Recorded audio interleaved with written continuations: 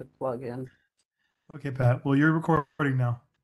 We're recording. So good evening, everyone. I'm Pat Moore, Chair of the Quality of Life Committee.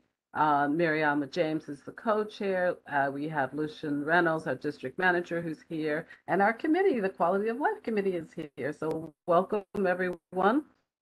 We're going to get started. And do we have our agenda? So I see the first thing. Well, we've got DDC. Every other month, DDC comes and they tell us about their ongoing projects and where they are with those projects. They tell us about projects they're going to start, uh, projects that will be entering the pipeline. So we are going to get started talking about, what are we starting with? We're starting with. Hi, Pat. Good evening.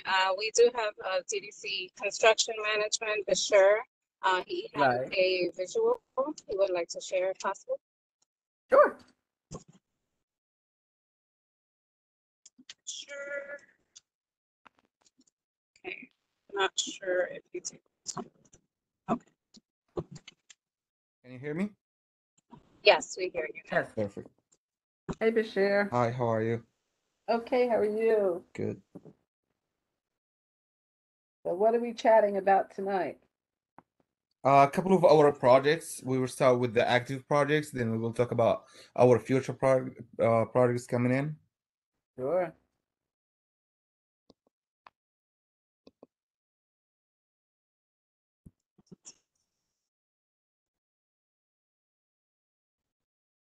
All right, so we will start with the first project, which is reconstruction of combined sewer in West Broadway. I believe we have Gerald, the RE, on this project.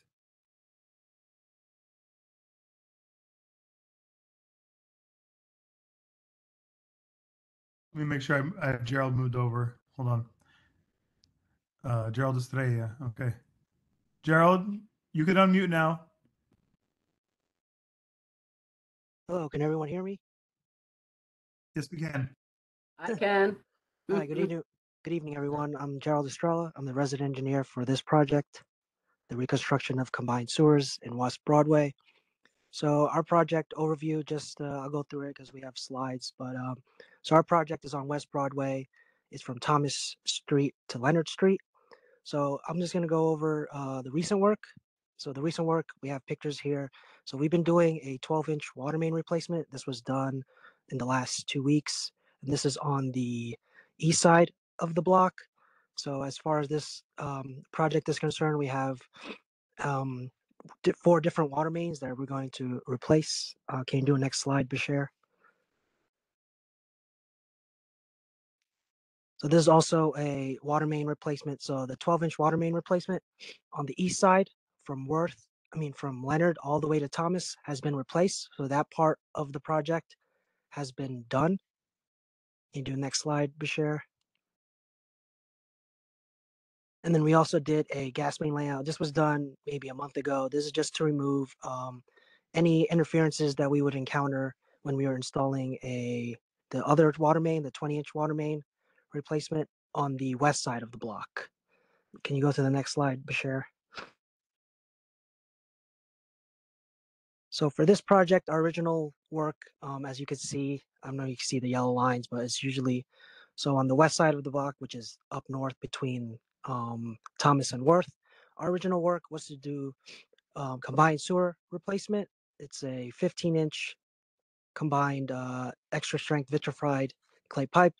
So that work that still needs to be done. And then on the south side, on the left, on the right side from Worth Street to Leonard, that needs to be replaced as well. That is another 15-inch sewer, but that work has yet to be started. Right now, we were just doing water main work, but that work was added by the New York City Department of Environmental Protection.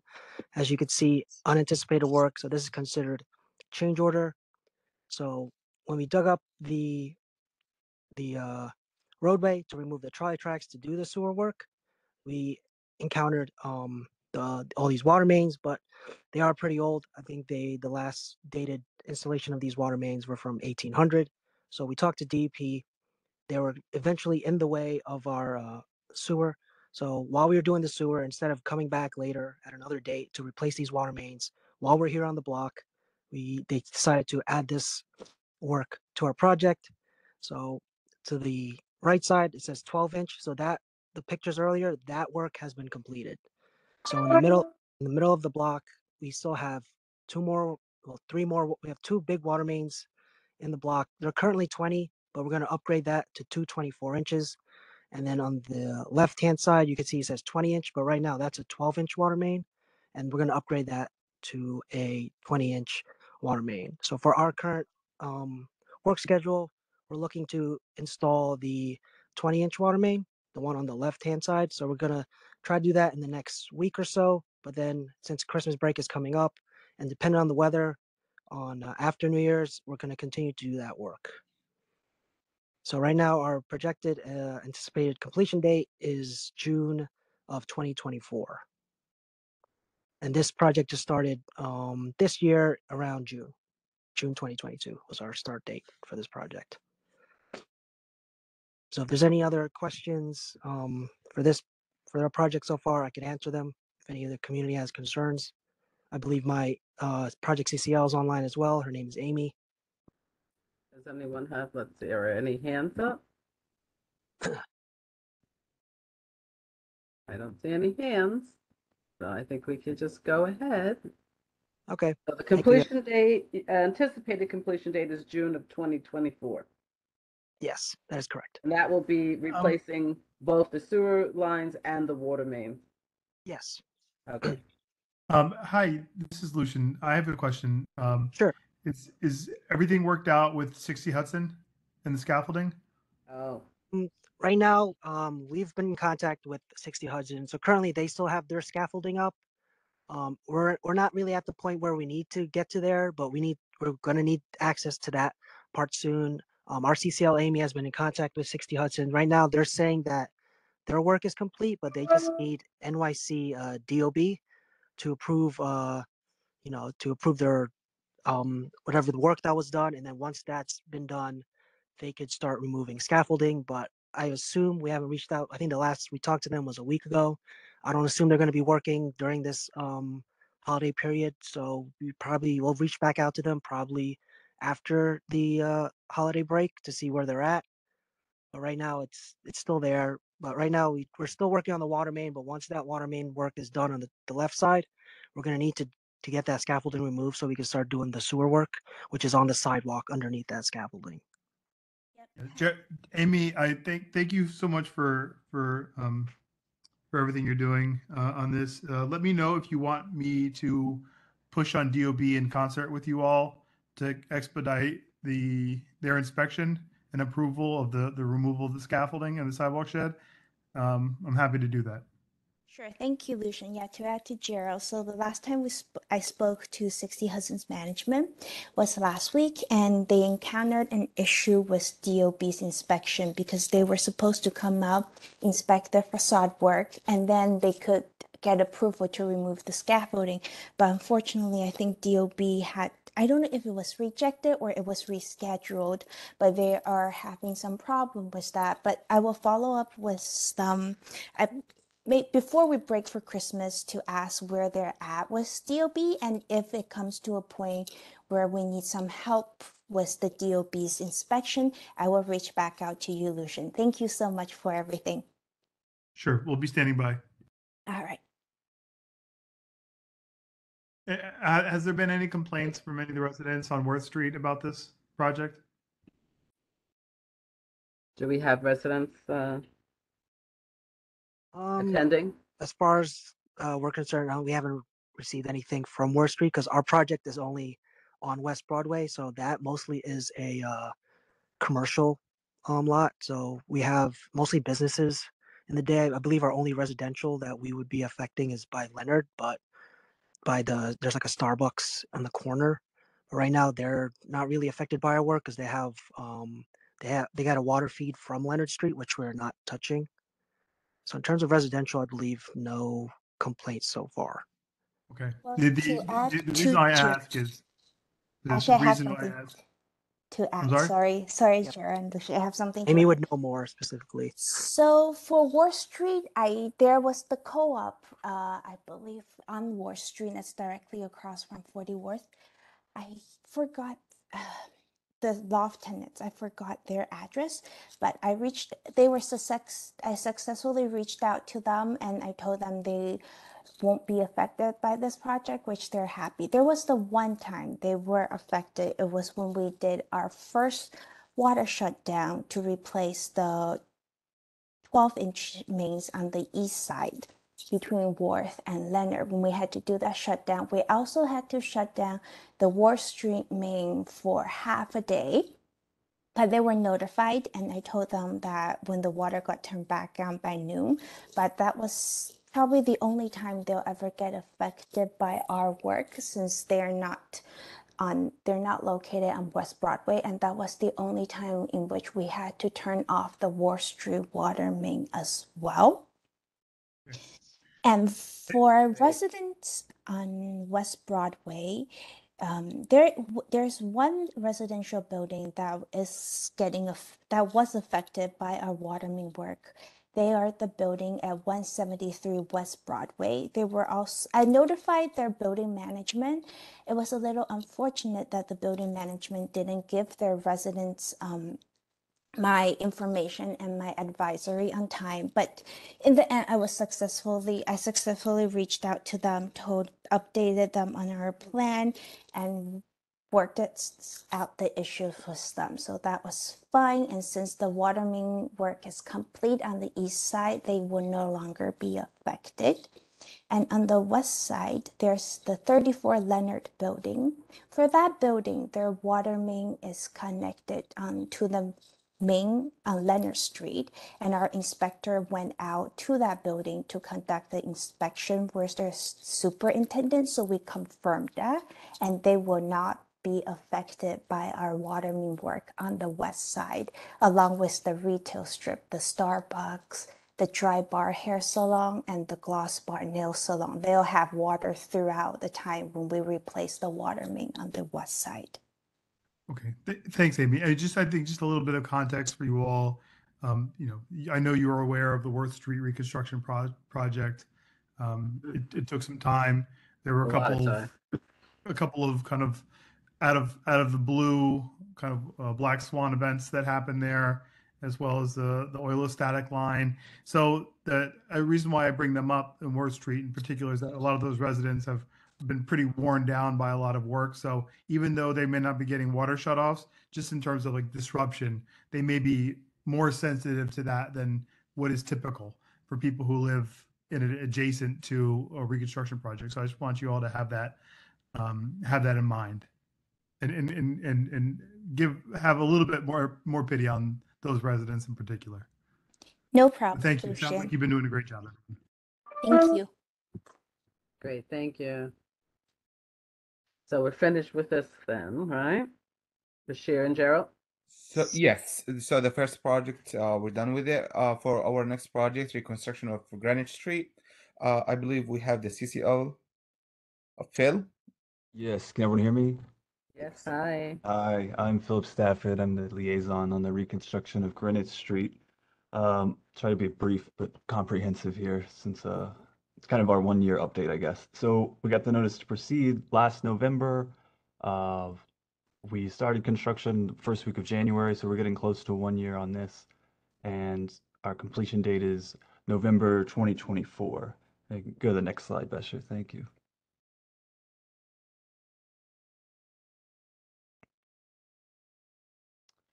This is just a brief overview. Our job is on Greenwich from Barclay up to Chambers Street.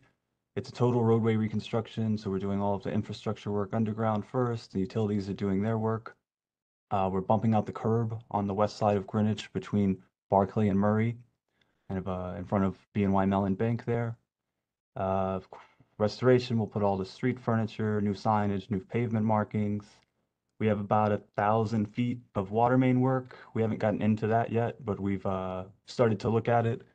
And it doesn't seem like we shouldn't cause too many major disruptions, but hopefully nothing surprises us with the water main.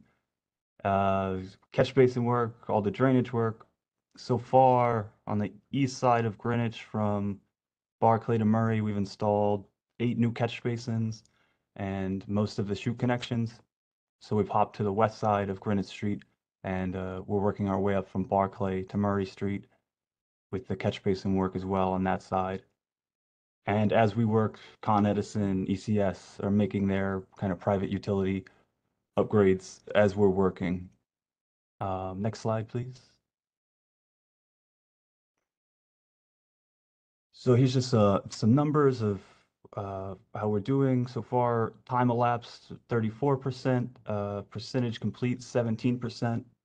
It's quite a discrepancy there, but the only reason it's looks so different is because the percentage complete is based on our payments, and that's always kind of lagging behind the work completed just because we're paying on a monthly basis. So we're saying we're on time with this project, even though those numbers are a little skewed. That's normal. And our kind of ongoing work and work completed, or ongoing work, I'd say, at Barclay and Greenwich Street, we have a mass excavation, pretty much opening everything up to expose the utilities and to make sure our new water main will fit in the right lane we want to put it in, and the utilities can do all of their work and kind of get everything out of the way for us. On Greenwich Street, just north of Park Place, we're starting to install a catch basin. ECS, that's Empire City Subway, we're working to move their ducts out of the way to accommodate the catch basin. That's ongoing. And on Murray Street, between Greenwich and West Street, a contractor is, we're exposing the old gas main for Con Edison because they're going to replace a portion of the gas main because it's interfering with where our new water main was going to go. So we didn't expect that, but it's not a ton of work, and we're already moving pretty quickly on it. Schedule-wise, this job is kind of broken into phases. We're going to do all of our work and all of our restoration from Barclay to Murray before we go up to the next block. So if you look here, I don't know, that's probably 90% of the job is really from Barclay to Murray. And then when we go from Murray to Chambers, it's much less work. We're still doing the whole street reconstruction, but it's only a couple catch basins, and we're not expecting major interference there. So we're totally concentrated right now on finish and restoring Greenwich Street from Barclay Street to Murray Street. Next slide, Besher. I think we just have a couple of pictures.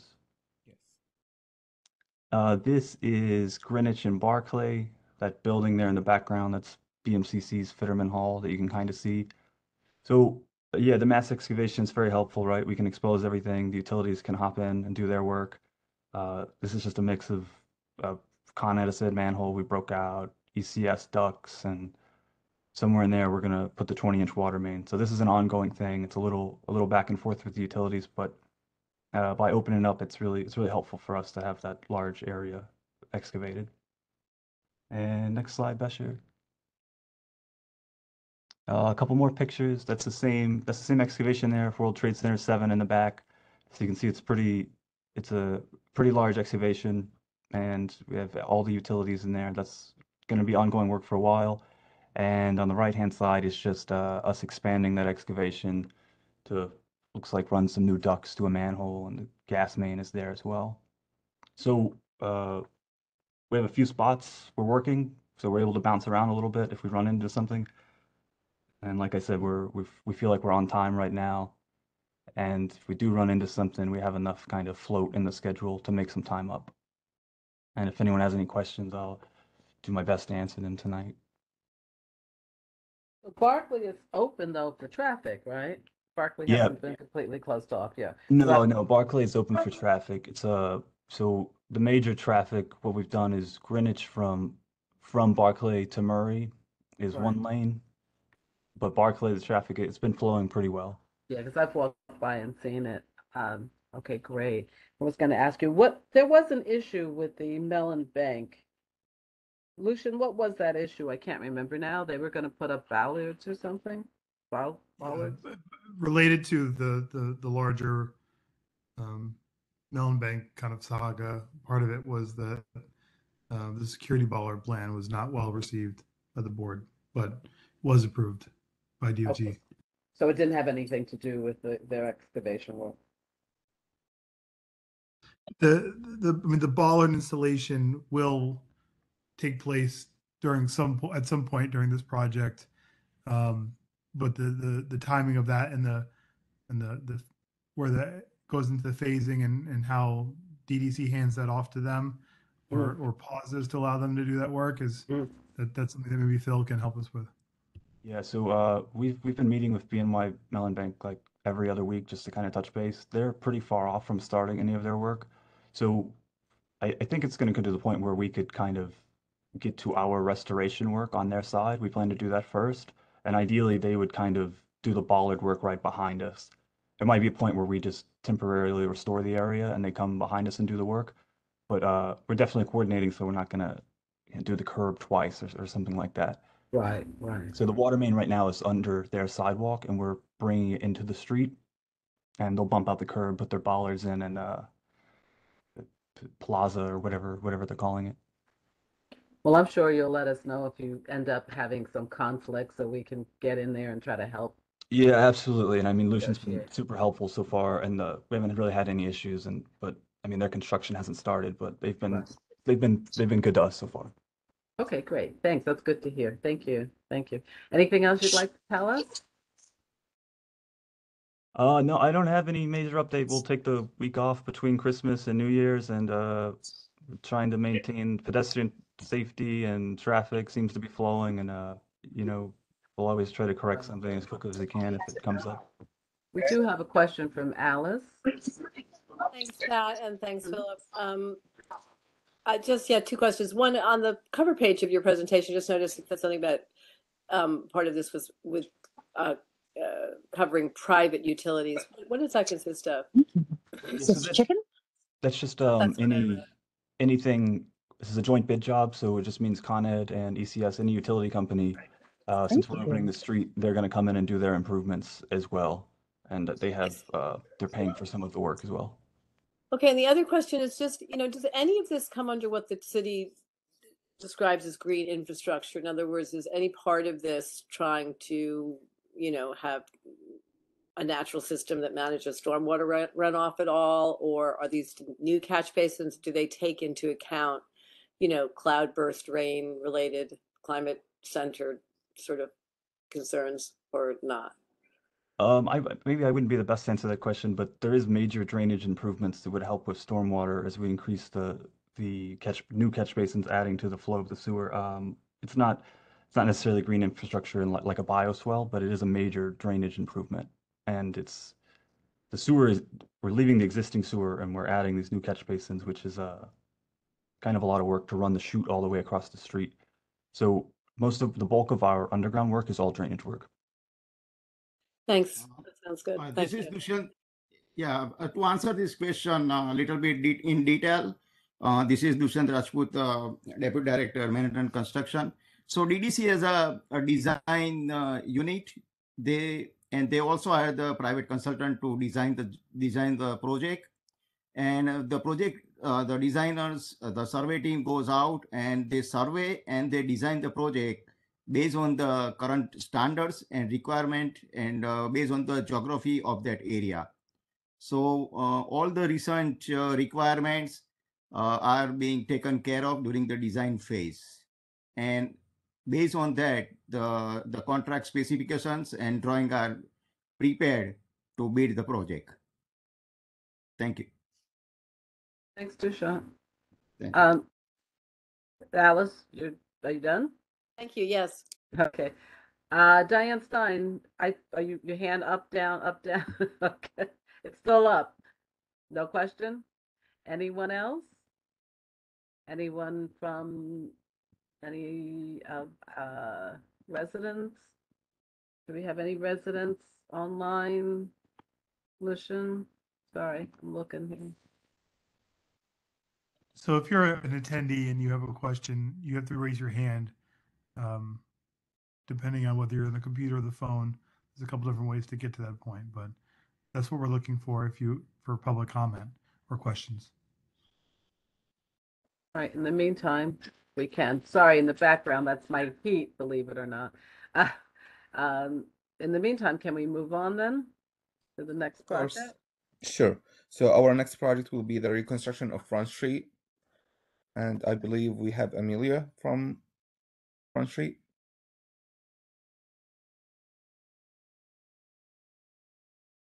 Hey Pat, this is Frankie Lau from DDC. How are you?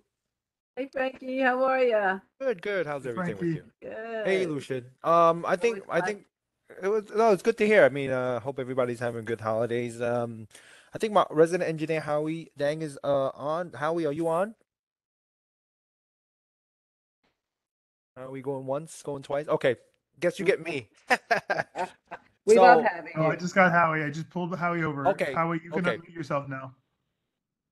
take it away, Howie. There's about 3,000 DDC people right now, and I'm trying to hunt through the attendee list to get the right ones to pull them over. So if you're from DDC, you can raise your hand, and that'll make it a little faster.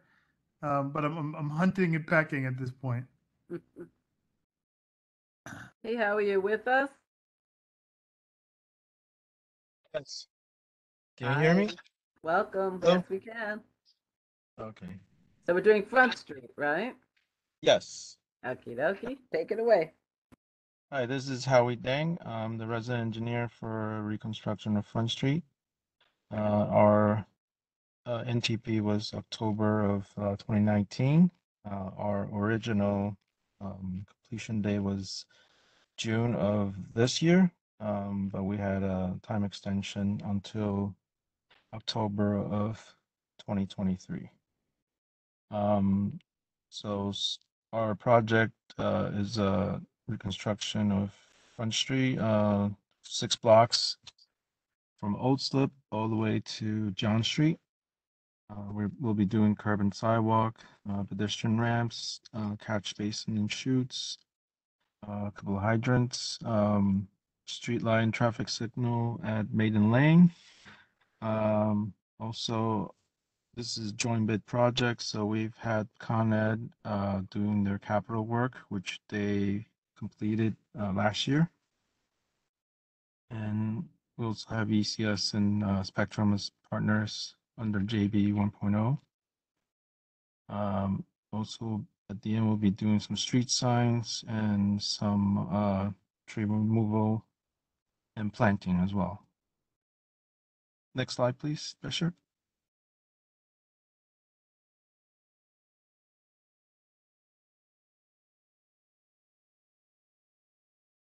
As you can see, we've completed most all of the Con Ed capital work. However, we did encounter some unexpected work from Con Ed that was not planned, and that's mostly the reason why we had the time extension. So far, we're able to install 3 catch basins, 2 new sewer manholes replaced by Con Ed. We did some water main work on Gouverneur Lane, as well as some private work with some properties which had to lower some of their services.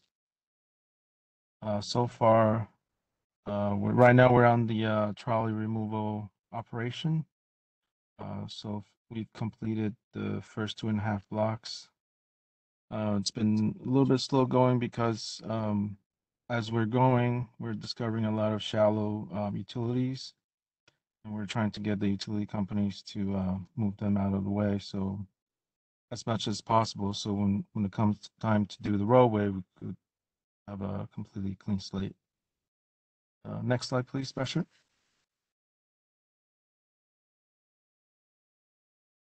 And this is pictures of Maiden Lane that we discovered some damage to the sewer just from old utilities going through the sewer.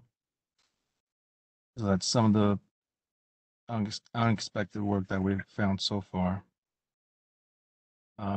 So we had to do a change order. Right now, our project is going under CP revision. So once that's approved, then the change order will be registered, and we could hopefully do the work soon. Right now, for the trolley removal, we're probably anticipating finishing sometime by next spring or summer. And at which time we could start all the catch basins and hopefully the maiden lane work, and then followed by final roadway restoration. Next slide, please, Special. So we're currently we're on Front Street, the west side of Front Street, between Wall Street and Pine Street. And we have our storage area between Pine and Maiden that's been there for a while. And so we have 4 more blocks to go with the trolley. And once that's done, we'll start the catch basins, and the sewer repair at Maiden Lane, and followed by the final roadway restoration, and then whatever else, streetlights, signals, and trees, tree plantings and removals. And that's pretty much all I have. Any questions? Well, I'm just out of curiosity. How difficult is it to remove the trolley tracks? It's not. It's really once we started opening up the street, we find a lot of shallow utilities from Con Ed and ECS, and we just want to try to move them now Right. while the trench was open rather than at the end, which would cause more of a delay. So that's why it's kind of slow going a little bit. Right. Waiting So, on. so Pat, just to give you a little update on this, this project was funded in part due to Sandy. Like after Sandy, everything downtown, especially this area, was flooded, and there was a major concentration of generator trucks that was parked on that road. Right. So with the funding, when we secured funding to reconstruct this road, the plan was to reinforce the roadway to make it a thicker concrete base, so you have a thicker slab, so there won't be any damage. If there is another event like that, and then there's more these generator trucks that have to be parked on these blocks, it won't damage the infrastructure. Is it underneath. because of the weight of the trucks? Correct. You talk about these big tractor trailer generators that was parked Right. all along that corridor after Sandy. So Right. part of the design was, instead of doing a 9-inch concrete base, we're going 11 inches, and then the asphalt. So now instead of doing a 9-inch base, we're dropping everything down another 3 inches just to get the additional thickness for the roadway. Right. So that's where we're running into interferences. A lot of, and there's always a lot of shallow interferences downtown. You guys know that already. So Yeah. so that compounds with the thicker road that we're putting in. It's making it a slow go. Right. But we're getting there. Good. Good. Okay. We haven't heard any complaints that I know of, Lucian. No. Any questions? That's great. That means that we're doing a good job. If there's no complaints. So far. Great. Good to hear. Mimi's got her hands up. She has a question. Hey, yeah, I was there for a little bit during this construction. It was pretty loud, a little bit early, but I never complained until now. But yeah, I have a question about so a lot of this is cobblestones, is that correct? Going up towards John Street? So we do have a block of cobble from John. That's the historical district, so we're putting that back. Mhm. Including some granite pavers. Am I correct? How are you putting some granite pavers as well as reinstalling the cobblestone? We're cleaning those up. We're going to put them back. So you all get a new cobblestone roadway for that block from John to Fletcher. Cool. So it'll be like nice and smooth, and we can It'll just be nice. It'll be very nice. roll Yep. bicycles and all kinds of things over it very easily. That should be the plan. Walk without 'Cause right falling now, off. yeah, because I know right now there's a lot of dips and there's a lot of you can see the utility trenches. So we're gonna be there to fix that. So that's we're gonna get to that at the end of the job. Awesome. Yeah, it's super important for us to have cobbles that are easy to walk on and roll stuff over. Yep. And also, just to give you guys, I think I'm not sure if I brought up last time. City DOT's told us we're putting back pigmented concrete along the corridor. So for the buildings, some of these buildings that have distinctive pavers, they are getting put back as concrete, pigmented concrete. So just to give you guys an update on that. I'm sorry. So distinctive pavers, are these historical pavers? They're not of some no sort? no no they're not Oh, they're not historical pavers. okay. There's just some buildings that have um decorative pavers on the road instead of concrete sidewalk. We will be putting back concrete. Non-decorative concrete Not is what correct. you're saying. Yeah. Correct. All right. Any complaints about that or? No, we've Okay. informed all of the buildings. You know, LCCL has reached out, and this is a city DOT push. So we have reached out, and we have formally notified all of the buildings affected. Right. There hasn't been any. Howie, correct me if I'm wrong. There hasn't been any response, right? Am I correct? I had a field meeting with 180 Maiden Lane. I Okay. believe that they have some questions. I forwarded that to CDDOT. I'm waiting for a answer from them. Okay. But so far that was just it. Just one building so far. But Howie, that was about the decorative pavers? Yeah, they're wondering if there's any way DOT could let them have it back. Yeah, I mean, I would think that everyone would want back their decorative paver. Yeah, so So far, no one else has complained, huh? No. that Would you let us know what happens with 180? Well, I Sure. guess my question is why couldn't the decorative pavers just go back as yeah.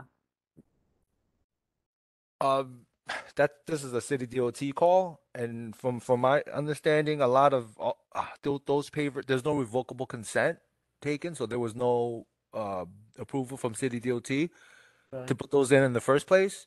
Right. You know, so there's no maintenance agreement, and there's no consent to have those instead of a concrete sidewalk put in. You know, they just put in the pavers. Okay. All right. Would you let us know what happens with 180 Maiden, please? will do. Sure. Any questions from anyone? Any hands? Let me see. Yeah, hi Pat, my hand's up. Hey, And Rosa's is Justine. up too. Go for it, Justine and Rosa. Thank you. In that order? Yeah. Okay, thank you. Sorry, Rosa. I can see your hand too. But thank you so much. I appreciate the information. And I just kind of want to follow up on the two things you just were talking about. Mimi referencing the cobblestones and then the decorative pavers. I question whether more outreach should be done to talk about the decorative pavers, but I don't know what that outreach would be, Pat. Because it seems like it's something that's a quality of life and part of what the character of the neighborhood calls for, and having them disappear. Appreciate that there may be no contract in place for it, but I don't know. It's striking me as wrong without having more information and more discussion about it. And perhaps this committee wants to look into it more as a question. But then the second thing with the pavers, the cobblestones. I am one who loves the cobblestones, but I remember us in this committee having conversations about upkeep and maintenance and ways in which I the was gonna ask cobblestones have you. lasted forever for a long time in some places based on the way they were laid down and then maintained, and in other places they don't even last 5 years. And I guess I want to ask DDC and the folks that are here, what are they doing to ensure that this project, when it's completed, that the pavers are being put back right, and that they are put back in a sustainable way? Well, you mean that the cobblestones are being put back? Cobblestones, yes, thank you. Yeah. Because Frankie and Howie, you know about the cobblestone issues we've had. I know. Yeah. I mean, I can ahead. say, we have a standard specification of how these cobblestones are to be installed. Right? I know there was issues in the Tribeca area. Yeah. In terms of the cobblestone installation, there was some issues with,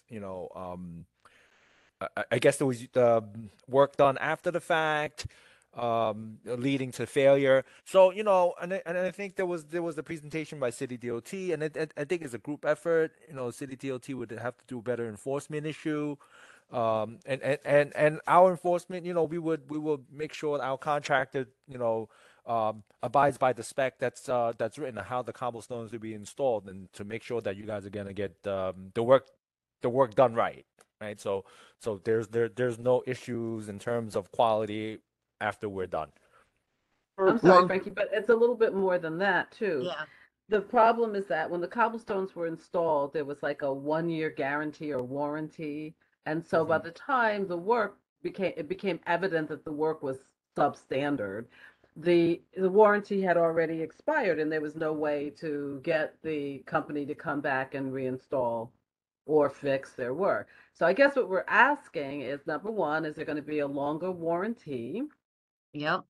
First of all, who's installing? Was this contracted out? Is this a project? No. This is PNT. our prime contractor is doing the work, so they're not subbing this work out; they're doing it themselves. And who did it last time? I'm not sure. That was a long time ago. that was a long time ago. I think that contractor had a sub do it, if I recall, maybe if Yeah. that was the case. But this case around, my contractor is performing the work, and they do good work around the city. They're Well, yeah, we hope, and we totally have faith that this will, but just in case we have an issue. Yep. So Yeah. because it's your team doing the work, if we have an issue in 5 years, and you know how it takes a long time, once the issue becomes evident, it takes a long time to get repairs work done. So if we were to have an issue, would your team come out, almost immediately and correct the problem? Or would we have to wait for years, like we're having to do with Tribeca, to have this corrected? I think I could bring this back and find out because this is not Would you please? this is an issue that we do cobblestone, in Brooklyn and in other boroughs and other areas, and we're not having issues with it. So we're hoping that was just like a one-time thing. Right. So I mean, I'll bring it back and give you an update on Yeah, that we in would the next just like meeting. to have some sort of, some Pat, idea of what would happen if we were to have an issue again, I because got you. the Tribeca issue is just going on and on and on for years. Understood. And Yeah. again, we have success citywide doing cobblestone. So, that spec is going to be that's what we're following, and we shouldn't have an issue. But I'll bring this back with management, and we'll give you an answer back on that at the next And meeting. then to go back to the point that Justine made about, because I'm still kind of stuck on this decorative paver issue. Oh, Thank you, city, Pat. that's a city DOT call. Well, I mean, have they been destroyed, these decorative pavers, or are they you stored know, somewhere? some of these pavers, they're in bad shape. Some of these pavers are not installed right.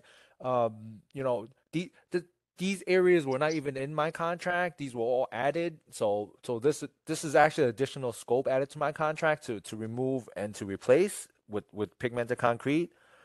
So that it's really a city DOT call that they decided to take out the existing and they told us to put back, since we're here, to put back as concrete.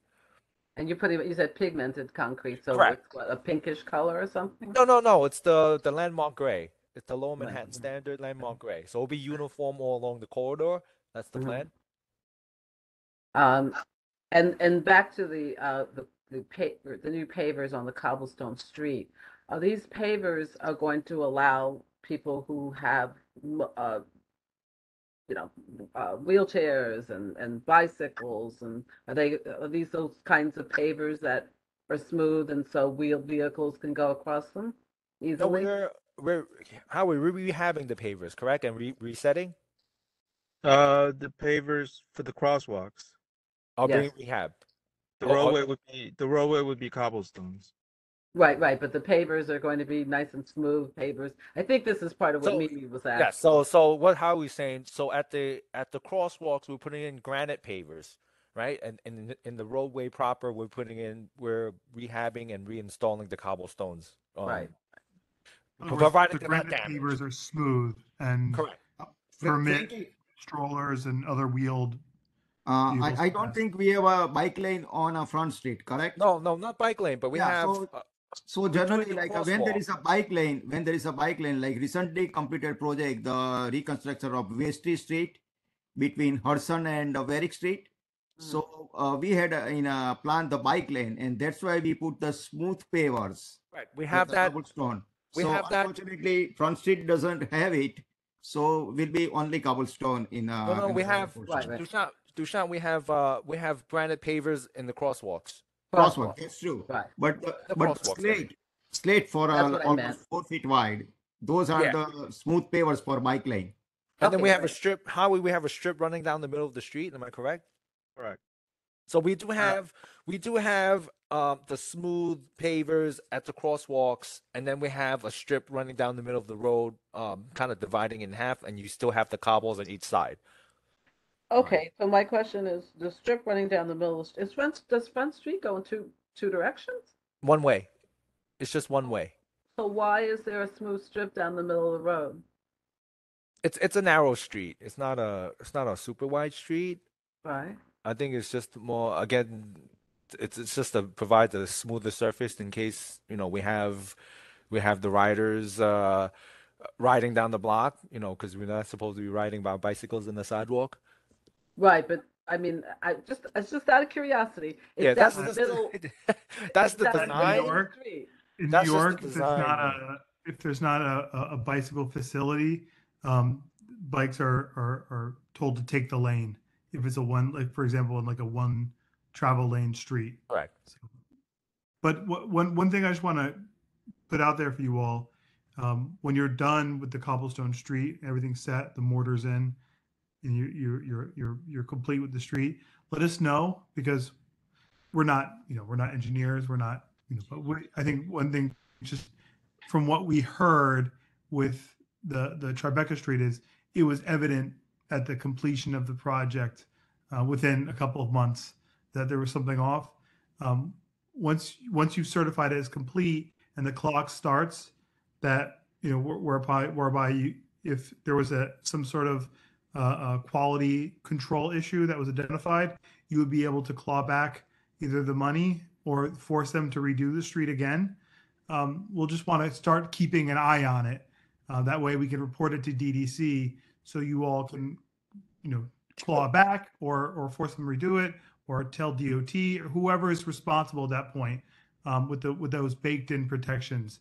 But we want to be the canary in the coal mine for you, once that clock starts. Okay. It's a good call. Fair enough. Listen. Yeah, well, and again, this is that's probably the last scope of work on this project. So we're looking at, sometime mid to late 23. I mean, depending on if our schedule slips a little bit. So right now we're, again, like how we said, we're scheduled to be complete October of 23.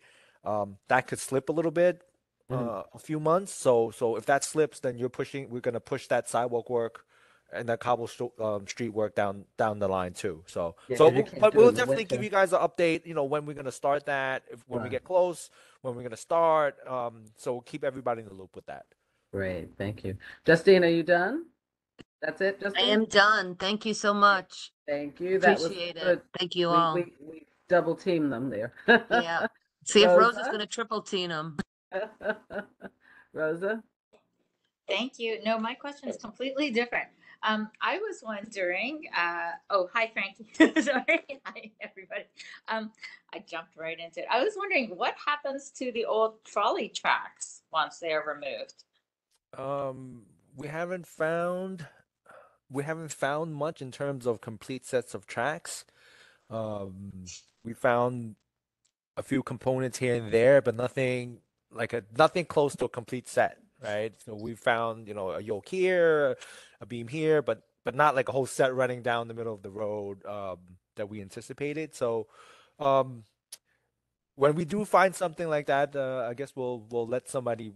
We're gonna inform our folks and see what they want to do with that stuff. I mean, it's been there for a while. It's historical. I'm sure that someone will want to keep it somewhere. We'll notify DDC, and then I'm sure somebody will come and take possession of that. We're not just gonna discard things like that. I don't see. Can we call dibs for the project that we're trying to do underneath the Brooklyn Bridge in Manhattan? Because I know that historically the bridge actually opened with trolleys because it was pre-car days.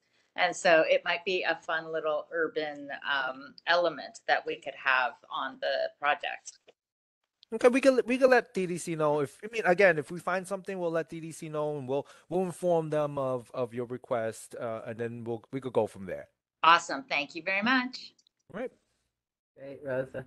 Anybody else? I didn't see any other hands up. Does anybody else? Yeah, Pat, I wanted to ask about the trolley tracks as well, in consideration of the statue that may end up in our district rather than CB5, dedicated to the Black woman that desegregated New York's transportation system by being thrown off that very trolley. So I guess I hope that we could ask that we would also be notified, not just DDC, if any tracks were located. That the board would be notified. Right. Sure, we'll keep all of that in mind. Again, if we find a whole set, something that's not a bits and pieces, we'll let everybody know. It might Thank be you so something, much. yeah, that needs to go into the African American Burial Ground Museum. Right, for the time exactly. being. And if we ever get our African American museum, it might be something that we want to put in there. Yeah. Thanks, Mariama. Anybody else? Absolutely. Any other hands? No? All righty. So I think we've completed that. Thank you very much, Howie and Frankie. So moving on to who's next? So the next project we have, it's a reconstruction of Vesey Street. It's between Church Street and Broadway. Notice to proceed was September 19, 2022. Completion date is September 17, 2024. The contracted duration is 730 CCDs. So time elapsed so far for this project is 12%. Work completed for this project is 12% too. So we are like on time for this project. So this project, the scope of work is installation catch basins, sewer cleanup manhole. We will do water main upgrade from 12 inches to 20 inches. We also upgrading the private utilities. This is a joint bid project, so the private utilities, they have some funding. They will be doing their work, upgrading their system. They will also be resolving any interference with the city work. In addition to that work, we will be doing the street lighting, the traffic signal work. We will also be installing the 6-inch granite curb and pigmented sidewalk per Lower Manhattan standards. We will be doing the pedestrian ramps per the ADA requirements. So far, as you can see, we have 2 work areas and 1 storage area on Broadway between Vesey and Fulton Street. So far, the contractor mobilized to the site on October 17. They did some exploratory test bits to locate all the possible interference with the private utilities. We started working with the private utilities to resolve some of these interference. As you can see, Vesey Street is a narrow street. We have all the utilities, all the water main on top of each other. As you can see the photo all the way to the right, we have the 6-inch gas main on top of our water main. So in order to do our work, the city work, we have to relocate the gas main first before we start doing our water main upgrades. For the next spring, the contractor will be working on relocating these interferences. Probably we will have some water main installed in ground, and also we will drop a catch basin and a new cleanup manhole.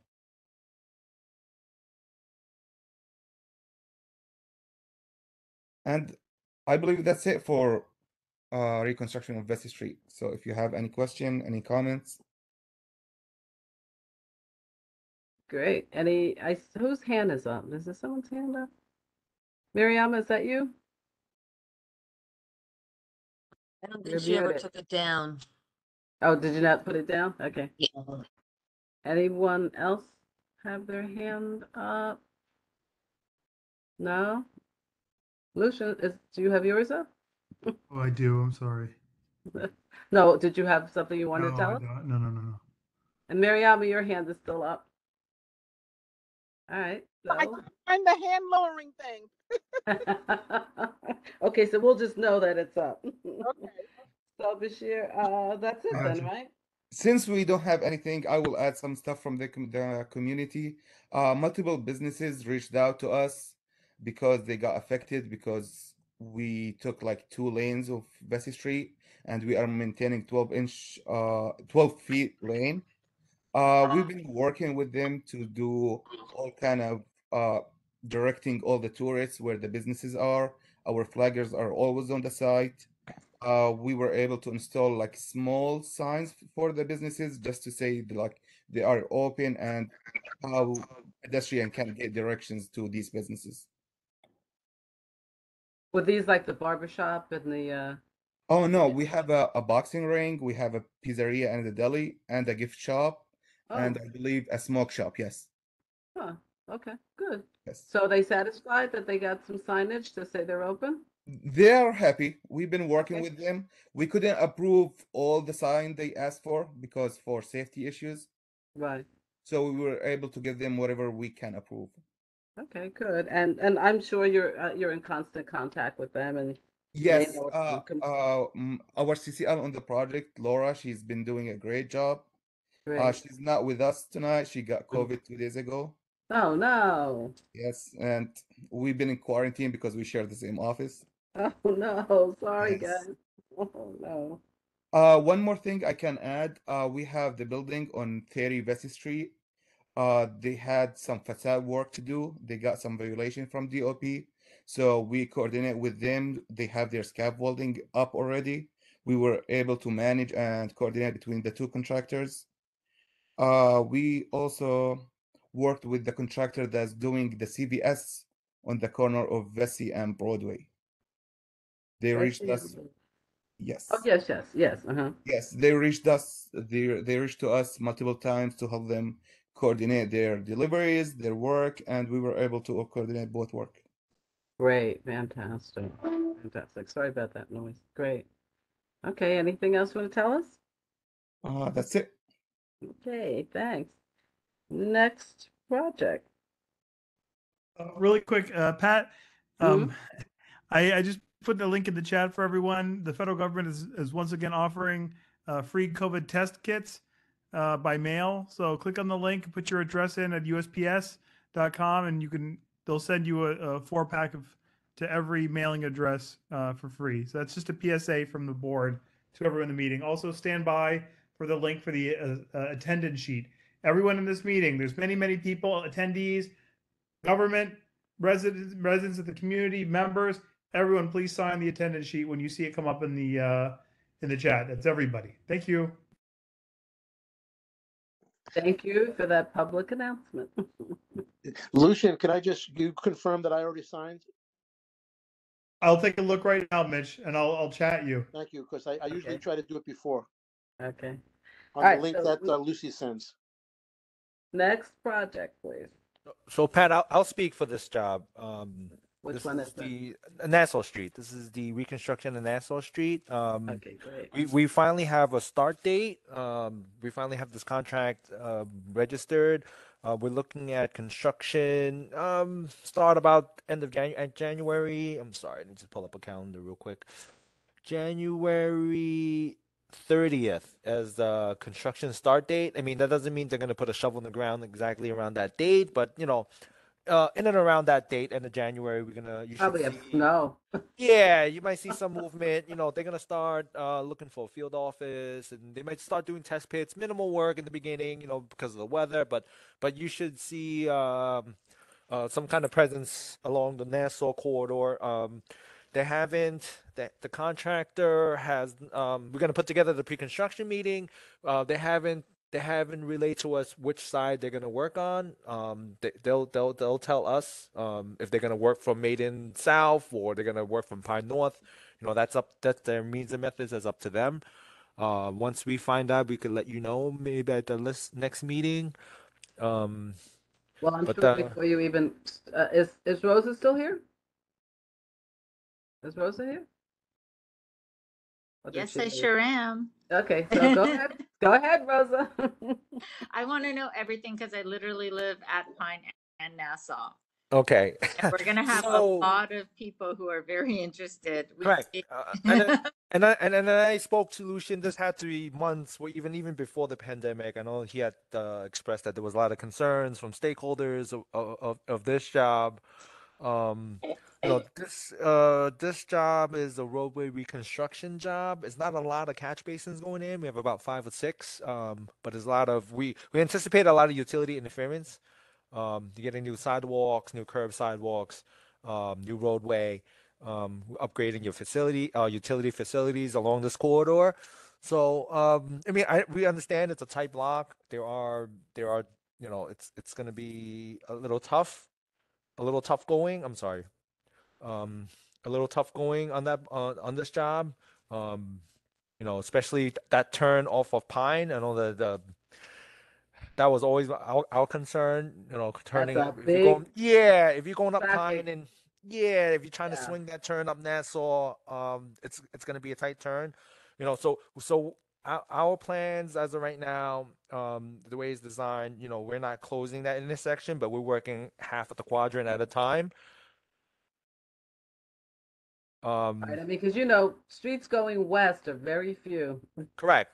So City DOT has, written the steps and everything's in place. And again, we do have an allowance that permits us to close certain block segments during certain operations due to how narrow that block is, that corridor is, but we can update everybody as we get a little maybe at the next when is the next meeting, Pat? I'm sorry. Is it Well, the next January? meeting is in January, but if you have news, of course, please come. But Correct. the Okay. next meeting for you guys would be in In February. January? Yeah. February. Okay. Right. The thing I with have some Rosa, questions. though, Sure. yeah, the thing with Rosa, and they live right there on that corner where that turn is.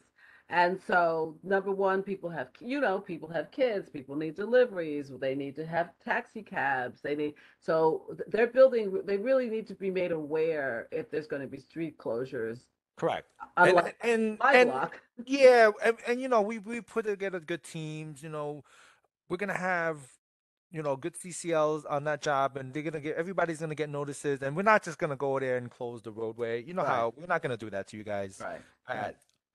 So everybody will get advance notice, and we're gonna make sure that we're gonna put together good staff on this project. Right. So everybody should be covered. You heard that, Rosa. I did hear that, Frankie. So first thing I was going to ask is, do you mind if Lucian gives me your contact info so that I can? Sure. Yeah. I mean, I could give you my Lucian could go ahead. I'm actually handing off this job to another EIC, but I'm gonna stay on for the transition. So yeah, that's no problem. You can have Lucian give my contact to you. Okay, that would be You can awesome. reach The out second, to Okan as well. This is Marlene from Outreach DDC. You can also provide my contact as well, Lucian. oh, that And would be Okay. Thank you. Okay. The Rosa's a other, good person to know. sorry? I said you're a good person to know for them to connect with a lot of people. Oh, yes, Right. absolutely. you And can I'll help. connect you up with everybody else in the at the intersection and along the route. Right. And I guess a couple of questions. Number one is, I know that we, the MTA and 28 Liberty, which is, I guess, Fosun, which used to be Chase Plaza, have all been having consistent leaking that's been happening for the past year and a half or so since Con Ed has been doing work in that area. It's caused quite a lot of problems for us because, Con Ed's pointing at MTA, MTA is pointing at Con Ed. In the meantime, all our floors are buckling, our walls are starting to mold. It's an issue. So I'm frankly concerned about how when you guys step into it, then everybody's just going to point to you when the issue still hasn't been addressed completely. And Yeah, responsibility. this is the first I've heard of that. We don't have any water work in this contract, so we're not doing any water main work. This is actually just the Oh no, I'm sidewalk. not saying water main work. We just don't know, but water when it rains is coming through and Oh, okay. different things, and it's coming through in 3 different areas: MTA, 28 Liberty, and 20 Pine Street. Yeah. Yeah, I guess when we open the road, maybe we could find something, we could see some issues, but I mean, as of now, and until we open it up, we could look out for it Okay. when The we other get to when we get there. okay, the other thing is what's the anticipated schedule, like completion date? Um, right now, we haven't even had a pre-construction meeting with the contractor, so we're waiting for that meeting. That's when they'll present the schedule to us. So I guess at the next quality of life, we'll have more information of what their schedule is. Do you have an Um, approximate duration?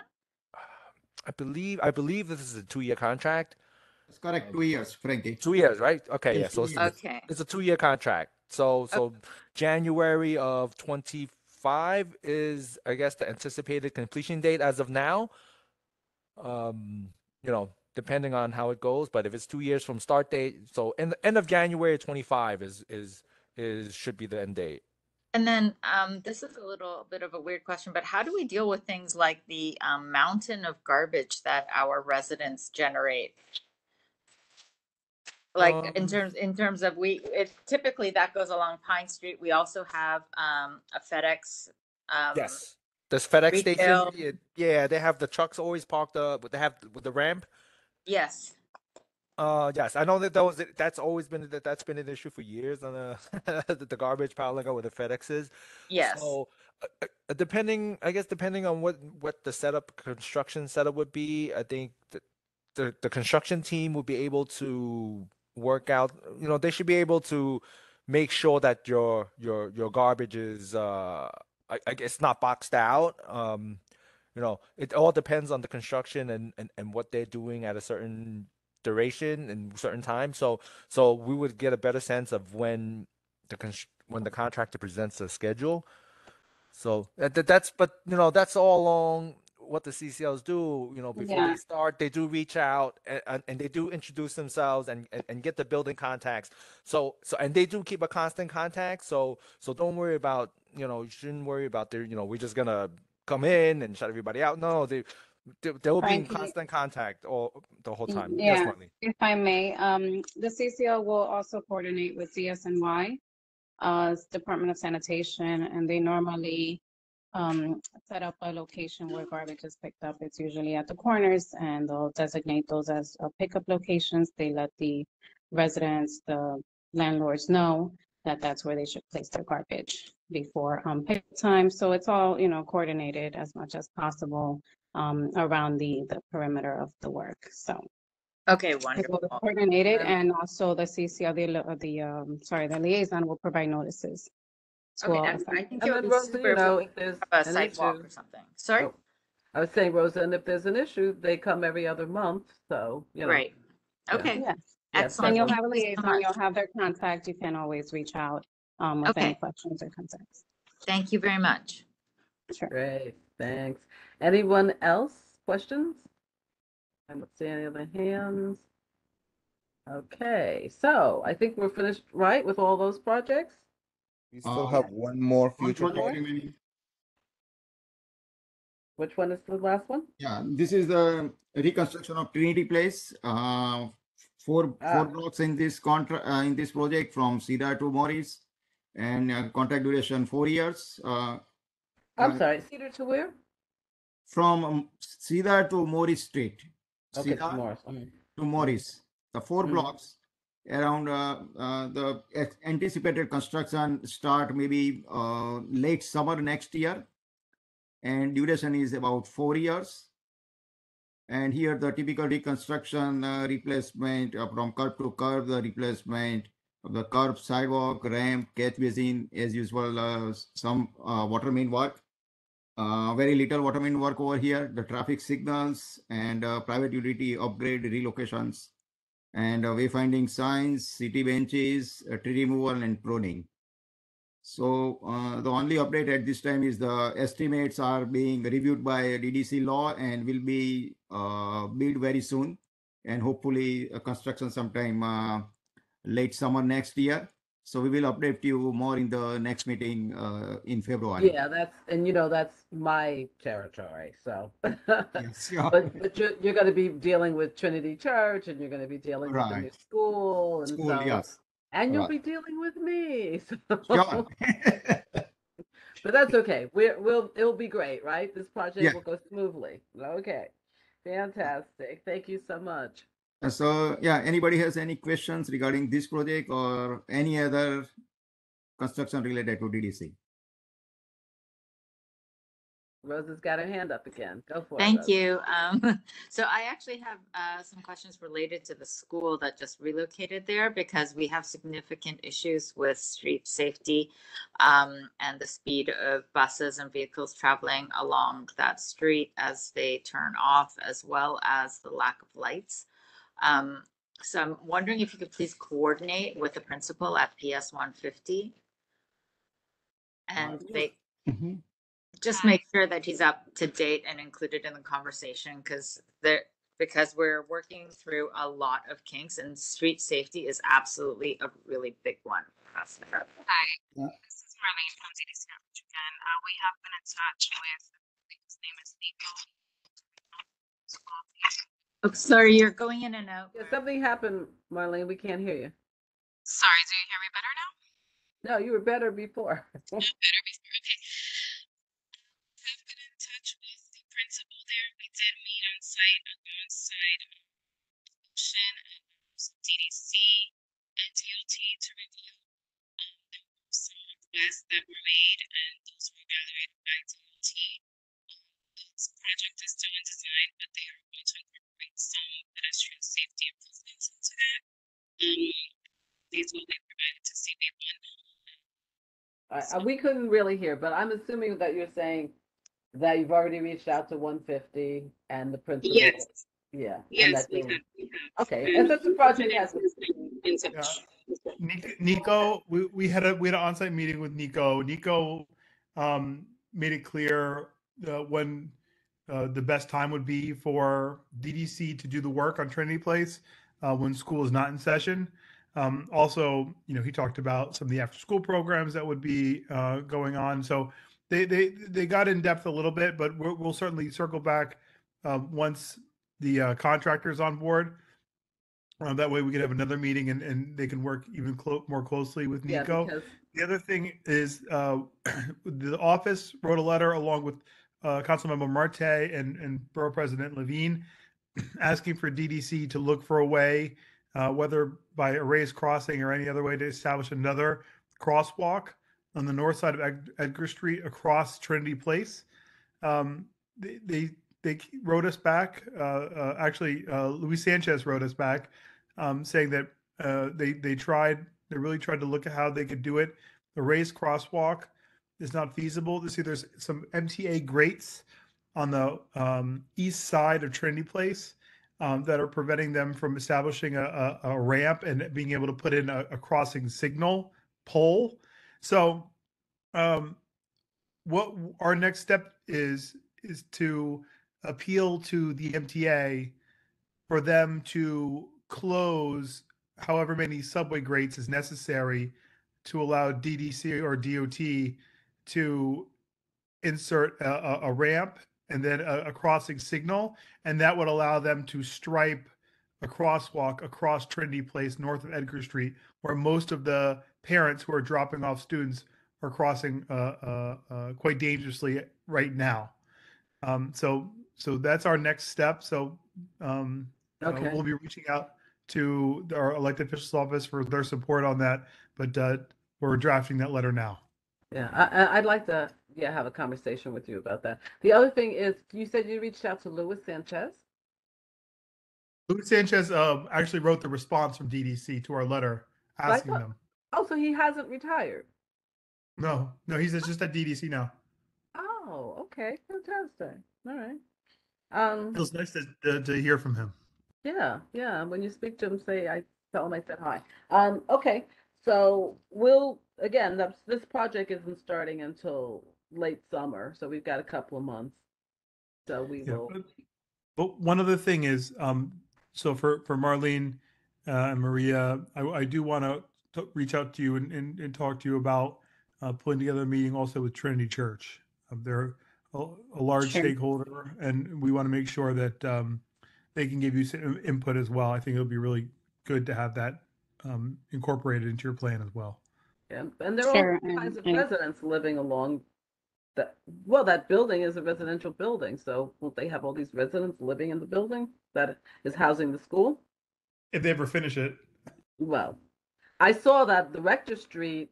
I'm not sure how the building that they were building that's being built on Rector and Trinity. It's open.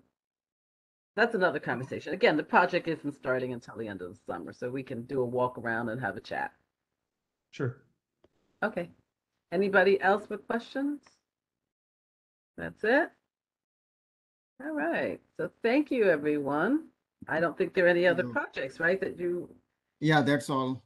That's it. that's all for DDC infrastructure. There are members from DDC, BBJ, the Borough-Based Jails Yeah, program. we're moving. Yeah, that will be the next thing we're moving to. Thank But you. I wanted to thank everyone, as always, for giving us your time every other month, coming to fill us in on what's going on with the projects. We appreciate it. And if we don't see you before, have a lovely holiday season and a happy new year. And we'll see you in January. Thank No, you. Happy we'll see holidays. you in February.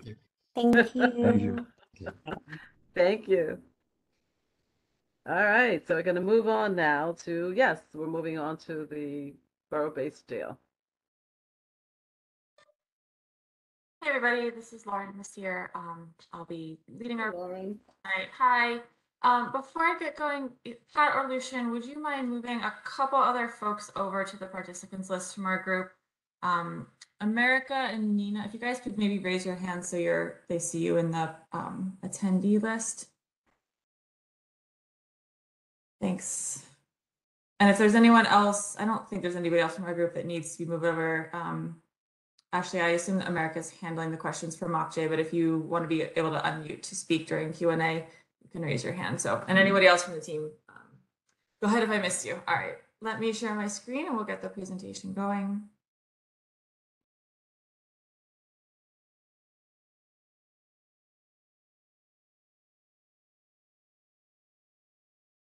Okay, that looks good. Everybody can see the screen? Yeah. All right, thank you, Pat. Thanks for the confirmation. All right, so our agenda tonight will look similar to recent presentations in the last few months. We'll go over a slide we're calling What We've Heard, so feedback that we've gotten and questions that we want to recap from both the last quality of life meeting, and we're also mixing in some feedback that we got at the last neighborhood advisory committee, which was in October, as well as just some emailed questions, concerns, or complaints that we got from community members individually along the way. I will then turn it over to Rich Peterson, who's here with us as usual from Gramercy. He'll go through updates on the dismantle project and the work that's underway at the site right now. Then we'll recap community engagement and resources that are available. We have a new CCL who's been onboarded that I'm really excited to introduce you all to tonight, and then we'll open it up for Q&A.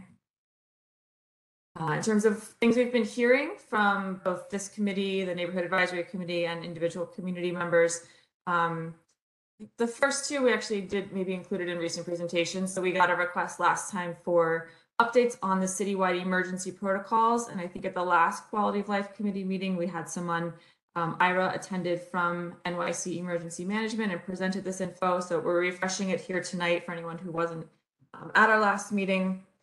We also got as an ongoing request to share community outreach updates in terms of the physical kind of in the neighborhood door-to-door work we've been doing.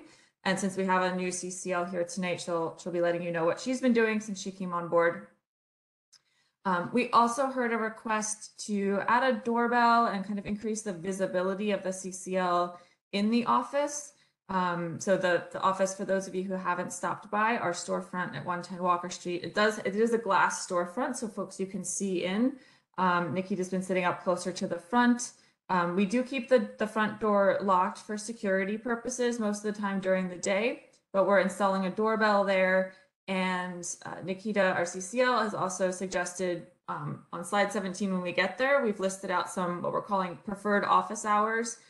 You folks are welcome to stop by any time during the working hours, but our CCLs they're busy people. They're sometimes out in the neighborhood doing that door-to-door outreach. Sometimes they're attending project meetings to stay in the loop on what's going on site. They kind of handle individual requests throughout the day. So we've set aside some hours that are the best times for folks to stop by if you can't make an appointment. But as always, if you're concerned about coming by when the CCL might not be there, the best way to make sure she's there when you want to talk to her is to reach out, give her a phone call or an email in advance, let her know when you'd like to come by and schedule a time. That's a surefire way. We can also provide some updates on the ongoing FOIL requests that we've received. So recently, it was either today or yesterday, we were just able to send out documentation for the oil tank removal that was requested. We're also continuing to track additional items that are still pending. Some of those include what comes up every time in this meeting, the pre-construction surveys and reports. So as those reports are finalized, we will be sharing them out with the individual property owners. They're just not fully complete and finalized yet, but as soon as they are, and we've gotten the stamp of approval from the city, we can release those.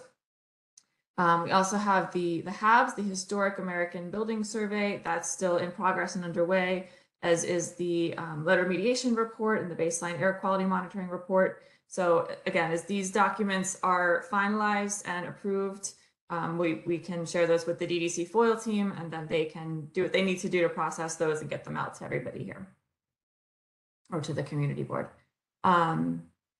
We can acknowledge we did get, we've gotten a couple of noise complaints. I think there was one that came in November, and we looped up with the project management team on site, identified that was due to an air tank that was on the site, and they quickly responded and relocated that to a location that would be a little bit quieter and further away from the residential buildings. And we, this week, received some concerns from the healthcare clinic at 125 Walker in the Chung Pak building. So we've actually reached out to them to schedule a time for our project management team to stop by and just kind of, actually get access to their facility and go inside and understand what they're hearing and if it's disruptive to their facility, and then we can assess mitigation efforts. So we are responding to those on an as-needed basis. And as always, we encourage the community, if you're having an issue and you're hearing or seeing something in particular that's of concern to you, to please do go ahead and reach out to our CCL. That's the best way to get us to respond and address the situation. We've also gotten requests for folks who are really curious and want to see the design of the new facility. And again, just to reiterate, the contractor we have on board right now, Gramercy, they are responsible for the dismantle of the existing facility. We're in the procurement process for the design builder who's going to be designing and building and constructing the new facility. Once we have them on board, we'll be doing engagement specifically focused around design and getting design feedback, and we'll be able to share that with folks. We've also gotten questions recently about whether the project budget has changed. And so at present, we don't have new numbers to share, but if and when the numbers do change, we will be sure to share those out and bring them here to this community. We also received a request recently to lower the stop sign at Baxter Street and Bayard. So in that location, we had to replace the existing stop sign because there's construction fencing there, and the stop sign is sitting on top of the construction fence. Someone thought it was a little bit high for the sight line of vehicles. So again, the site team went out, assessed, they lowered it as far as they can, and confirmed that it is within DOT standards. And finally, we heard a request, I think it was actually put in the chat of the last NAC meeting, to see if property owners locally could get waivers for any potential pest control fines. And that's coming from a concern that if there's construction happening in the city, it might result in some displacement of rats around the city. So again, we have pretty stringent site rodent control in place. Rich will go through that on slide 9, but we did share this additional request from City Hall to see if there's anything else that can be done. So I know that was a little lengthy. I just wanted to make sure we give some airtime and address some of these concerns that have been ongoing that we've heard up front before we start sharing the rest of the presentation. So with that, Rich, pardon my lengthy preamble, but I will turn it over to you here for dismantle project updates.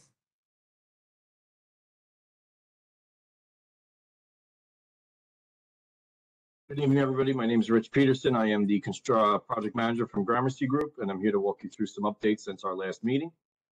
Lauren, next slide. So right now we're at the end of 22. As you can tell, site assessment and surveys are complete. We have mobilized to the job. The site fencing is installed. Sidewalk shed permits are on way. We should be able to start that work shortly as it's becoming the next step in the project. The interim Sallyport construction is underway. We expect it to be completed by February of 23. Currently, you'll see that some steel erection is beginning in that area. Internal work has been ongoing since June. We are doing make-ready work within the courthouse and have been performing abatement work inside the north and south tower. All of that should be completed by February of 23.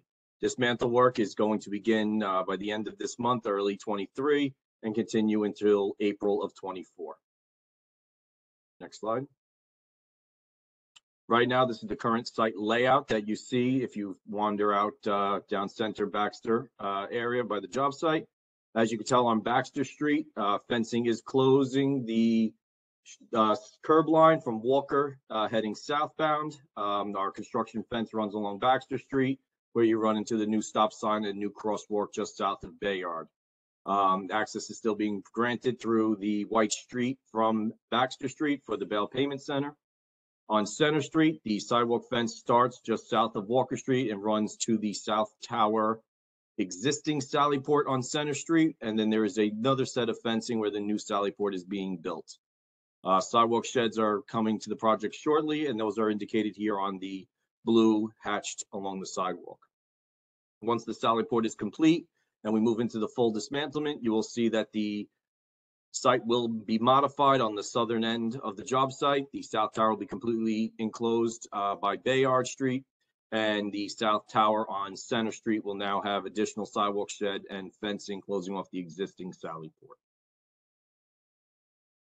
These are some site photos. On the left, you have the fencing that is around the erection of the new Sallyport.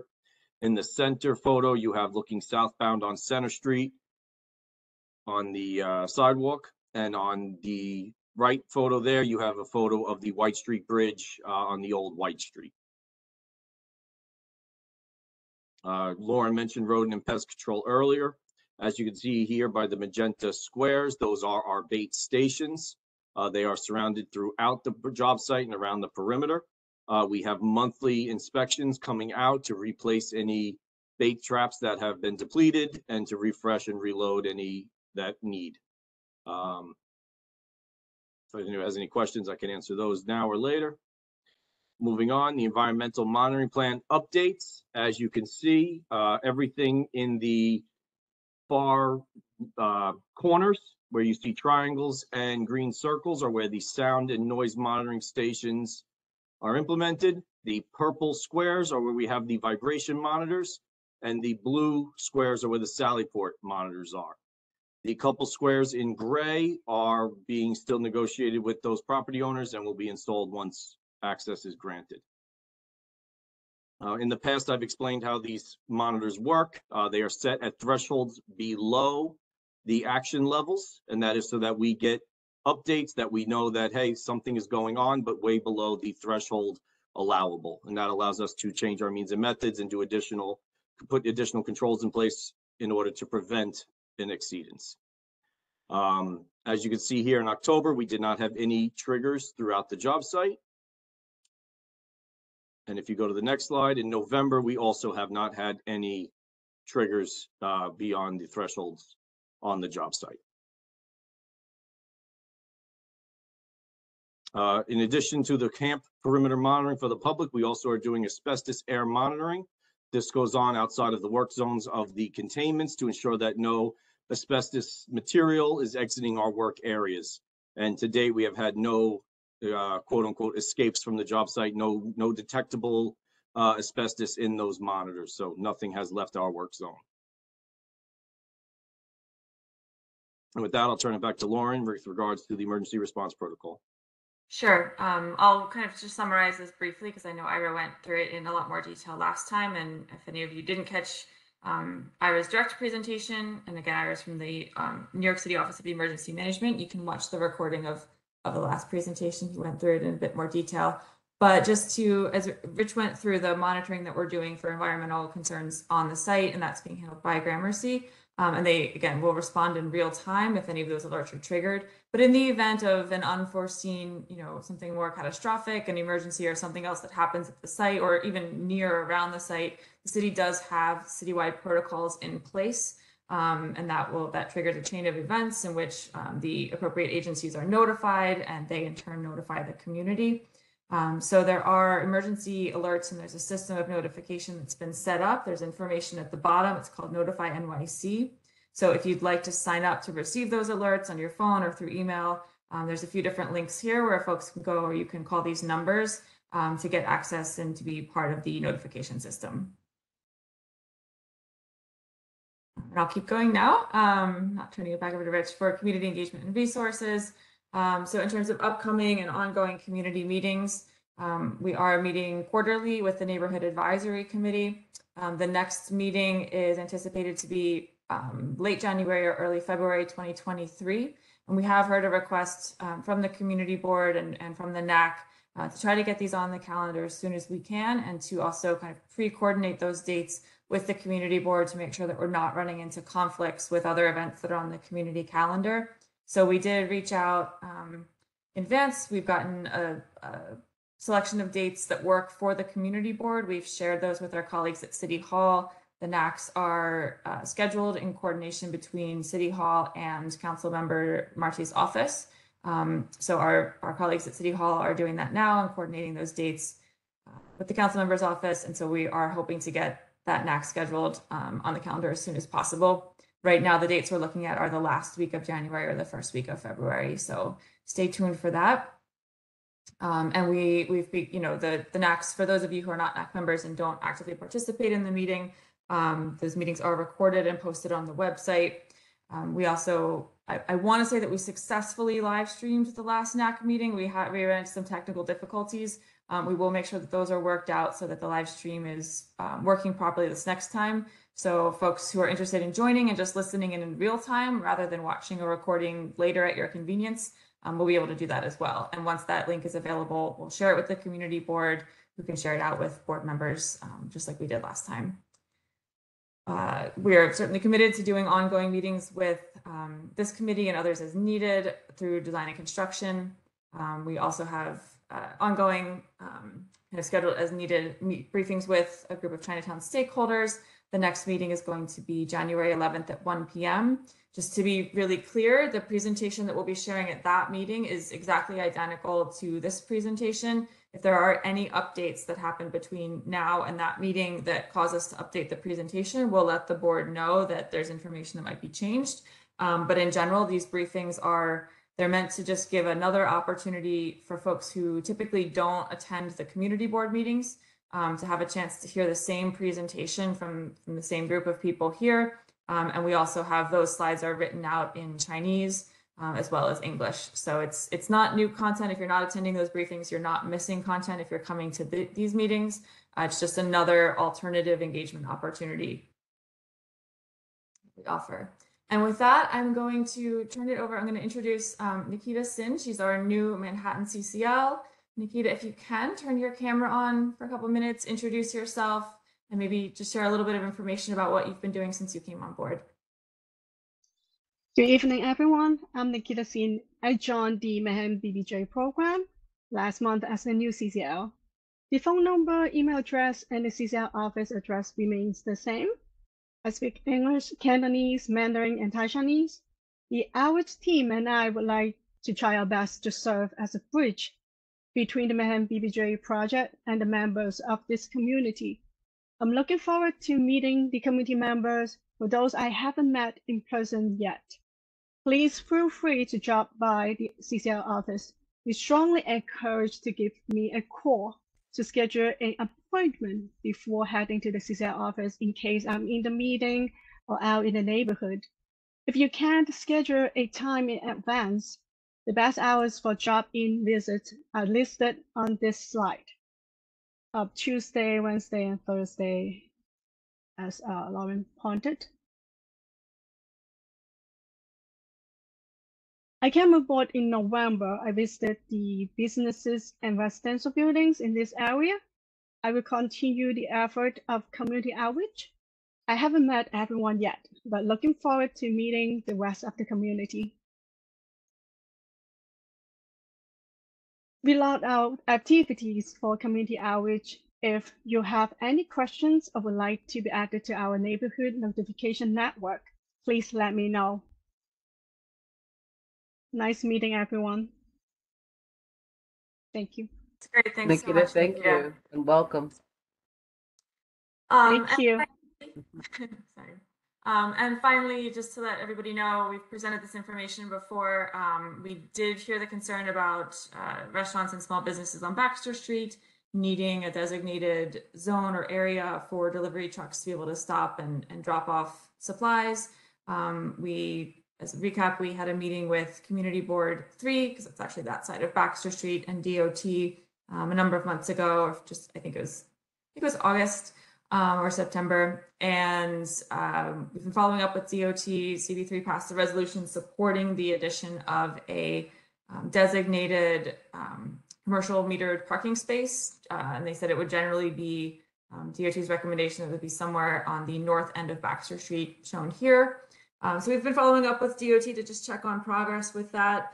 And they are still assessing it within their committees, but will hopefully have an update for us in the next few weeks. So as soon as we have an ETA or a timeline for exactly what's going to go into place and where, we'll share that information out here.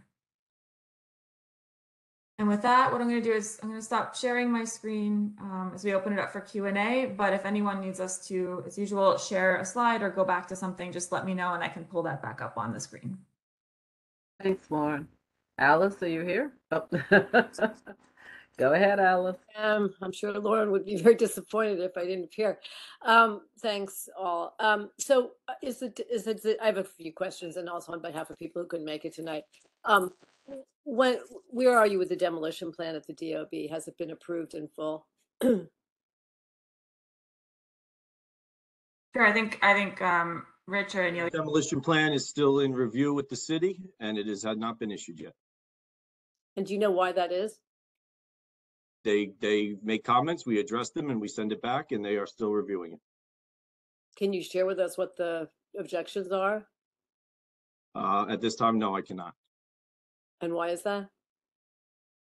Because it is still in the process of being approved by the city, and until it is, the objections are not things that are going to be relevant to the community.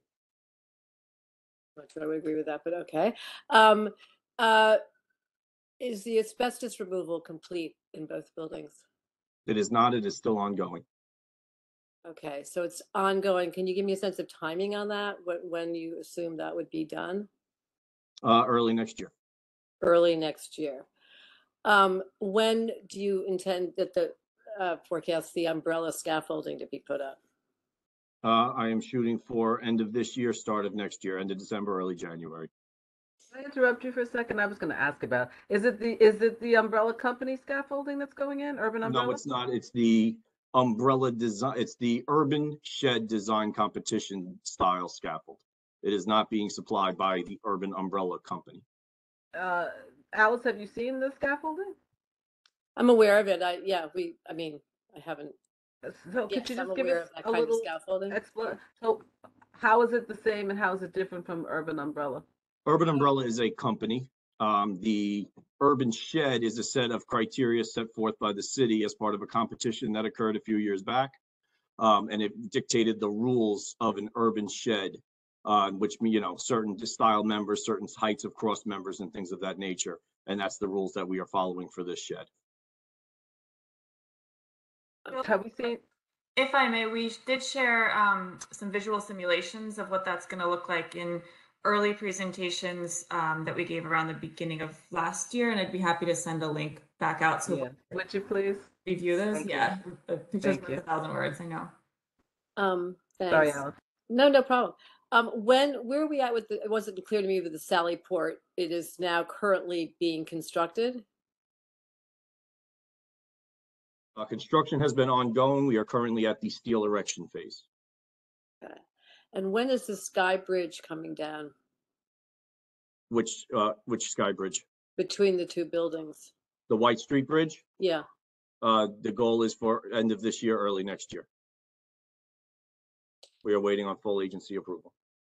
Okay.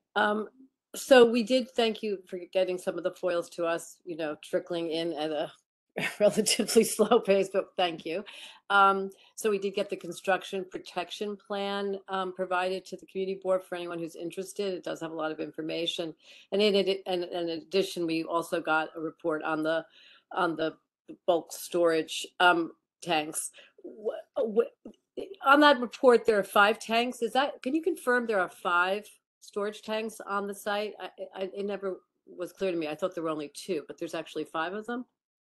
So the term is storage tanks, doesn't necessarily mean that they are underground. A lot of the generators have, J tanks associated with them and things of that nature. So there are 5 total tanks. And how many are underground? I believe it's 2. And so one is the 5,000, 5,000, and the other one is 10,000. I'd be lying if I gave you the exact numbers. I don't have those numbers in front of me, but there's 2 in White Street. And how many have been removed? None to date. And when is that supposed to happen? Once the buildings are decommissioned and the need for the backup generators is no longer. And is there a timing on that? When dismantlement starts in the early of 23. And when will the protection of the underground transportation facilities begin? And when will has the MTA approved this work yet? The subway protection has been in place since the beginning of 22. So the MTA has approved all of the work? They've improved the monitors that are in their station monitoring their tunnel. There is numerous components of them approving various phases, but in terms of their protection of their system, that has been approved and installed. Okay, thanks. And when will the Vibra analysis provide the photographic conditions and monitoring? Has that all been done? I'm a little confused. Is that the AECOM report that you post on your website? The air, noise, and vibration monthly monitoring report? Is that the report that's referred to in the protection plan? I'm not sure what it is that you're asking or what you saw on AECOM's website. Well, it's no. It's on the Department of Design and Construction. It's on the website that you, it's the Rikers Borough-based jail website. If I can, the monthly, if you're talking about the environmental monitoring reports that we are publishing, they're pulling information that is coming directly from the Vibra analysis reports. They are modified slightly just to make them more readable to the layperson. And we also kind of provide a summary of, if there was an action level triggered, what were the mitigation efforts that the Gramercy team undertook. So that information that's like supplementary, and we add that into the monitoring reports that are published. Because that information is not in the Vibra analysis reports. So that's really helpful. So that explains it. So how do we get copies of the Vibra analysis report upon which you've based these, this summary report that I've seen? How do we get the actual original Vibra analysis reports? Where do those get archived? Let me confirm if that's something. I think, like all the documentation, Alice, we do ask that people request it via FOIL, but let me confirm if that's something that we can just share out or if it has to go through FOIL. Right. I mean, on behalf of the Environmental Protection Committee of the board, I think we'd really like to be able to dive in a little bit closer into some of this. And it wasn't clear to me. I know that a lot of people in the community had asked that some of these monitors go up in the park, in the public park, Columbus Park. There's one monitor in the park, is that correct? I couldn't quite. On one plan it shows, and then in one it doesn't, and it was confusing. The monitor is located at the corner of Bayard and Baxter, at the edge of our construction site. So it is not in Columbus. There's nothing in Columbus Park. That's correct. Is that something that could be reconsidered, Lauren, or Yeah, I think we addressed that in the last meeting. Yeah. So the monitors that are in place, that are going to be in place for this project, are on the site perimeter. We're not going to put anything in the park because any monitor that would be in the park is going to pick up on stuff that is caused by activities that are not related to the construction site. And what it would result in is this monitor going off and the Gramercy team needing to stop work and go investigate. It has nothing to do with the construction site. And then if the monitor is setting off an alert and it's due to something outside of the construction site, we also can't do anything about that. It's outside of the purview of the project. So what we've recommended to community members who are interested in having air monitors specifically in the park, and again, that would be unrelated to the BBJ project, we suggest folks bring it up to the council member's office, and our team, we spoke with our City Hall colleagues, are more than happy to have a conversation with the council member about that. Okay. One thing that is coming up a lot that I'm sure is very obvious to you, that I think it's a little bit of the elephant in the room, is the fact that, you know, the entire sort of situation at Rikers, such as it is changing dramatically. The pricing is changing dramatically. The numbers of people that are on the island are changing dramatically. And none of this has yet been addressed in these imminent plans in front of us. Is there some point where we could have a conversation with the community about that? I am sure you're aware that this community has been on record and is quite vocal about their interest in readapting the existing buildings rather than bringing them down. I know that wouldn't be something that Richard would be too keen on, but just saying that's something that was still very much in play. And and particularly given the situation changing so dramatically, I'm just wondering, is there some room for a conversation to at least inform us all, if Mokje is not heading Rikers, who is, you know, what exactly are we looking forward to in terms of changing the designs that this building obviously will change, because it's no longer housing 3,000 people, but maybe upwards of 7, things like that. I think a lot of curiosity on those questions has to be addressed in addition to these helpful meetings on the dismantlement process. Is that something we could, you know, sort of consider at the next NAC, or something that we can get information on? Yeah, I hear you, and we do understand where the questions are coming from. At this time, you know, the team that is here tonight, our mandate is to design and build the facilities and proceed with the project that was approved by City Council in 2019. We have not received any direction other than that. I believe we have Mokje on the line. America, if you'd like to say a few words just to address these concerns. But again, the purpose of these meetings is to discuss the project that's moving forward. Yeah, thanks, Lauren. Hi, Alice. This has come up. The mayor has said that the law calls for the jails to close, and so this administration will follow that law. While the administration continues to invest in supervised release, alternatives to incarceration, and transitional housing programs, we're also looking at all available contingencies should the need to implement them arise. So that is the path we are going on with. Okay, well, I guess that there's room for a lot more conversation on that, but I will leave this to the next person. And thanks a lot, Pat, and all, and Lauren and Richard and all. Thanks. Thanks, Alice. Rosa? Thank you very much. And then Justine. So I guess my question is, yes, the law requires Rikers to close in 2027, but the law, I believe the prerequisite to closure is that there are no more than 3,300 people incarcerated there, and that the current projection is that we will exceed 7,000 in less than 2 years. So that is in direct conflict with its ability to close. So that means it will not be closing. And especially with the city going as it is, and then that's not even to consider the cost. And so I guess I'm wondering, if Rikers is not able to close because we do have more than 3,300 people incarcerated, then what is the plan? So that comment was made by Commissioner Molina earlier this week at a city council hearing. He did mention that DOC projects the numbers to reach that high if nothing changes. But as I said, the administration is committed to not just continuing to invest in these programs that have been proven to be successful.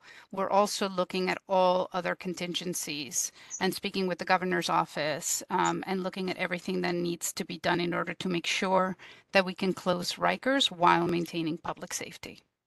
And what are the contingencies? We're currently looking at all possibilities. We're not quite ready to speak to those yet. Okay, and then it's frankly boggles the mind that we're budgeting. What's the current budget now for all of these borough-based jails? At this time, the budget has not changed. The number we're still working with is 8.2 billion. And as I said at the top of the meeting, if and when that number changes, we'll provide an update to the community. Okay, so It's a tenth of of New York City's budget is That's going into the jail. crazy. Six point two billion for building the new stuff, the seaport area that we're talking about, but over $8 billion to build the 4 jails. And I hope in the contingency you consider the alternative of keeping these buildings and using them, reusing them. I'm gonna have to interrupt you guys because it really should be about deconstruction. This conversation we can have another conversation. I guess my point though is that we need to have this conversation because Right. every Maybe single we need to do conversation it. we have skirts around the big issue and only tackles little tiny bite-sized things at the bottom. We need to have a bigger We conversation. may have to have this conversation in exec committee. Okay. Okay, that would be awesome. Thank you. But any other questions about deconstruction? No, I did raise my hand to kind of follow up with what Alice was saying and what Rosa was saying. And if in exec, and if it's not in exec, I think we need to have a meeting dedicated to this yet again, this particular part of the borough-based jails, considering all the changes. So maybe I don't know what we have scheduled for January for this meeting, but maybe we need to do it for January. That would be my request, Have to Pat. take it up with Tammy. Okay. Thank you. Anything, Justine, though, about deconstruction? No, I think everything else was covered. All right. Anybody else? Nope. Thank you, folks, for being here, by the way. Yeah, thank you as always. Thank you very much is for there having anyone us. from the pub? I'm sorry, Lauren. Oh no, I was just saying thank you for having us. Anyone from the public, Lucian? Yeah, we've got a couple hands up from the public. We'll start with Jan Lee. Jan, you can unmute yourself now. And this question, hi Laura, hi Richard. This question is for Richard. Thank you for showing us where the monitors are for vibration, and it's a very technical question here. We have seen video and gotten reports from people across the street from the job site on Baxter Street. I'd like an explanation of what the backhoe is doing when they use the backhoe instrument to slam down into the concrete. And we have seen this happen. Obviously, it is very loud. We would like to know if there's an alternative to whatever that use is of taking a backhoe and slamming it down into the concrete. I also would like to know if a backhoe is slamming down into concrete and it's not tripping your vibration monitors. That's really alarming, because this is, if that's the case, then is it 2 backhoes banging into the concrete, or 3 or 4? I mean, is the threshold so high that a backhoe slamming into the concrete repeatedly doesn't trip the vibration monitors? Then what does trip the vibration monitors? So it's a multiple part question. Thank you. So actually, Rich, I know you're gonna jump in here and answer some of those. I do, Lucian or Pat, I just also want to make sure, Anil Ali on our team, I just want to make sure he has the ability to unmute as well. He's the project manager on the site and works closely with Rich. So I just want to make sure he can. Thanks. So, yes, so what is the purpose, and then what can be done in replacement of that? I'll start with your first question, and it's very difficult for me to answer that when I'm not sure what the operator was doing that you witnessed. If you had a video or I don't know what it is, you know, the date and time and what we were doing at that time. So it's very difficult for me to answer that. I'll share that. I'll share that video clip. It was sent to us or for NUBC to review, and then we wanted to, pass this along. It is pretty specific. I mean, it's an aerial view. It has a backhoe. It's slamming down into the concrete. We don't know the reason. What we'd like to know is, does that have to be done? Is it an isolated incident of a specific operator? Is this the construction norm? And the second part of the question is, the threshold that you have set for your vibration monitors seems awfully high if this is not setting them off. So it sounds like you were making a noise issue of the excavator slamming. You know, noise and vibration don't always correlate. Vibration is the moving of a neighboring foundation. So in terms of, once again, without knowing what you saw, how many excavator slams it takes to trigger an alarm is a very difficult question to answer. Okay. Thank you. Anyone else? Yeah, we have a couple hands up now. Jan, I'm going to lower your hand. We have Anna G. Anna, you can unmute. And Anil, Ali, you should be able to unmute as well. You're moved over to panelist.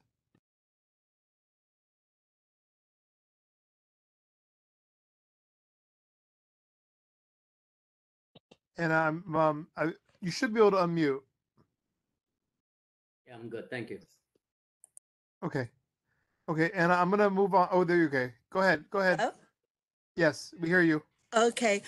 Regarding the permit cars that were originally parked on the now closed off sections on both White Street and Baxter Street, specifically, where have those cars been parking now?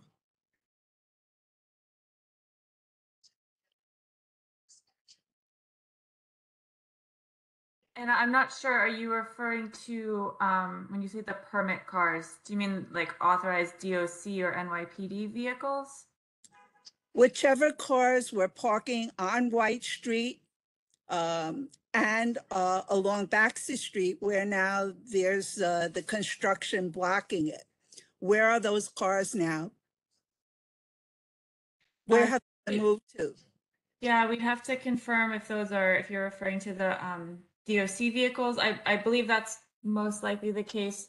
I think, so we actually don't have a DOC rep. They had conflicts tonight, able to join us tonight. So I'll follow up with them and see if they can provide information about where their staff are currently parking. I do believe, I think this question came up in a previous meeting and DOC was able to speak to it, but I apologize. I'm not able to recall exactly what the response was at this time. So let us circle back with DOC and follow up with you on that question, if that's okay. Well, we noticed that there are illegally parked cars with police placards on Worth Street all day, disregarding the no parking and no standing signs. And we were wondering if those cars were displaced from their previous spots by the cars that were originally parked on White Street and Baxter Street. And we also noticed that more people are riding their bicycles and electric scooters on our sidewalks, which presents a safety issue. And we think that's possibly caused by the illegally parked placard cards now taking up a traffic lane on busy Worth Street. Okay, thanks for bringing that to our attention. I mean, if they're NYPD vehicles or police vehicles that are placard parking elsewhere in the city, the BBJ team does not have jurisdiction over them. My recommendation would also be to bring this up with the council member's office or directly with NYPD and see if we can work something out there. We'll also make sure that our colleagues at City Hall are aware of this complaint and issue, and if there's another channel that they could more productively try to resolve this. But we appreciate you flagging it here. Thank you. Thank you.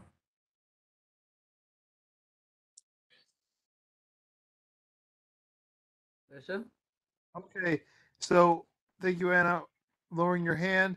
And now we have a PRA. The person's identified as PRA. You're now unmuted, or you can unmute yourself now. So, okay, go ahead. This is Nancy Kong with Park Row Alliance. Oh, hi, Nancy. Hi. We can hear you. Thank you. I just have two comments related to the placard parking on Worth Street, as well as Baxter and all over actually our area. We filed a complaint with the council member Marte. It's become actually very hazardous. We witnessed a couple of times where emergency vehicles got stuck because there was not, they were not able to move.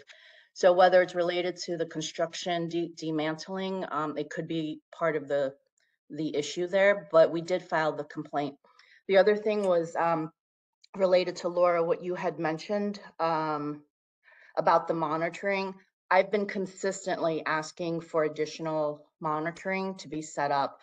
And at the last NAC meeting, correct, Laura, you had, and I think Rich may have advised that you were only placing under the perimeter and we should file a formal request with the council member as well as the community board. And I followed up with that on an email. So the formal request has gone through. My concern is, you haven't heard about it. So I don't know what to do about that. So I'll follow up again, but I did make a formal request. Thank you. Okay, thanks so much for letting us know, Nancy. We'll follow up with our colleagues at City Hall and see what follow-up is needed on that. But again, whatever additional monitoring would happen, it would be something that takes place, it would be outside of the BBJ program. But again, I think that's great that you have done that and followed up, and we'll connect with our City Hall colleagues. Thank you.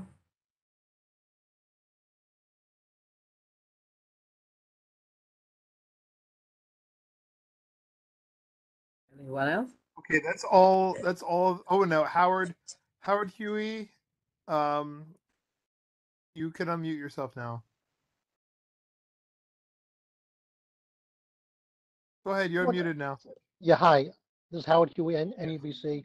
Yeah, I just want to confirm. I was walking down Baxter Street, and I did observe one of the backhoes banging in the ground. I couldn't see what they were doing because of the green shading. You know, I was trying to, but that just leads me to wonder if the vibration and the sound monitors are calibrated, and how often they are calibrated to make sure that they're working properly, and you know they are possible of exceeding those limits. You know, because that backhoe was banging quite loudly when I passed by. Okay, thanks, Howard. We will look into that. And just as a note to everyone, in terms of what the limits are and how they're determined and how they're set, we do have fact sheets that we published on the BBJ website. Sorry to just direct you to a website again, but I will grab a link of that and we can put it in the chat, and I'll share it with Lucian, who can share it out. And they do go over kind of what the regulations are, who sets the limits, how those are determined, and what the process is. So they provide a little bit more in-depth information if you'd like to refer to those. In addition, Right. I I understand that because I've worked with that, but I just want to make sure that those monitors are calibrated properly, you know, to make sure they're working properly. That's all. Okay, thank you. Okie doke, that may be the last person. Yes, no one else has their hand up at the moment, Pat. Okie doke. Anybody So- else from the committee have anything they'd like to say or ask? All right, if not, then I'm going to thank you, Lauren. Thank you, Rich. Pat. And if I may, I just want to, I don't think I'll see most of you again before the new year. So I hope everybody has a happy and healthy and safe new year, and we'll see you in 2023. The same to you, the same to Thank you. you, And Lauren. don't forget, you're going to get us the presentation on the sidewalk shed. Yes, I think actually also Lucian for a little while was sharing his screen, and that image that was up for everybody was That was it? Okay, that was it. So I'll So send you the great. link So, to I mean, that. people can cross the street when they need to. They're not locked Mhm. in by cross braces. Fantastic. All right, terrific. Does it Awesome, change thank colors? you. Can you change the lighting color? like umbrella, urban umbrella? We'll look into that. That's a good question. All right, thanks Happy everybody. Have a good holidays. night. Thank you. Good night. Thanks. Solution. Do we have EDC here? No, we don't have EDC.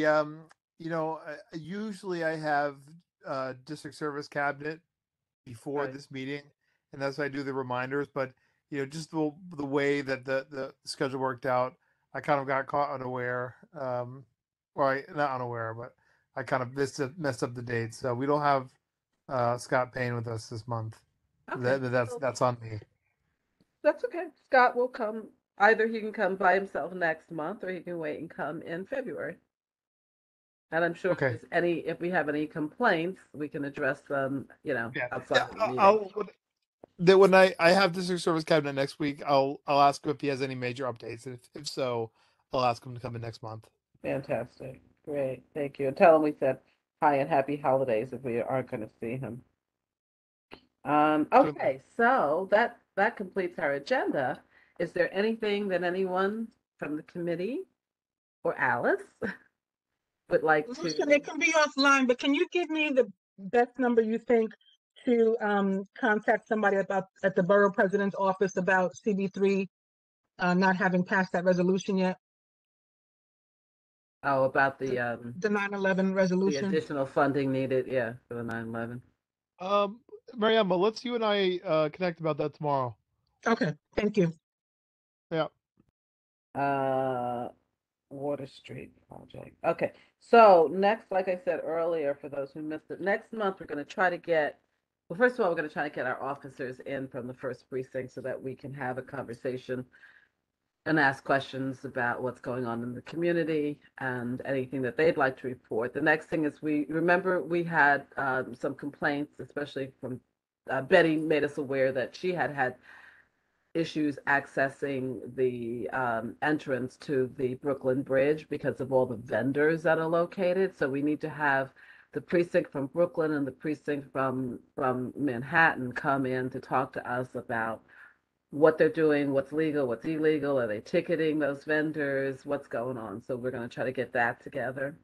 Joel Capel called and wanted us to discuss next month also this new proposed, I don't know whether it was voted on or whether it was just the committee, but the proposed legislation where you cannot ask for a criminal check on people that you are renting an apartment to, on your property. So we'll have that conversation.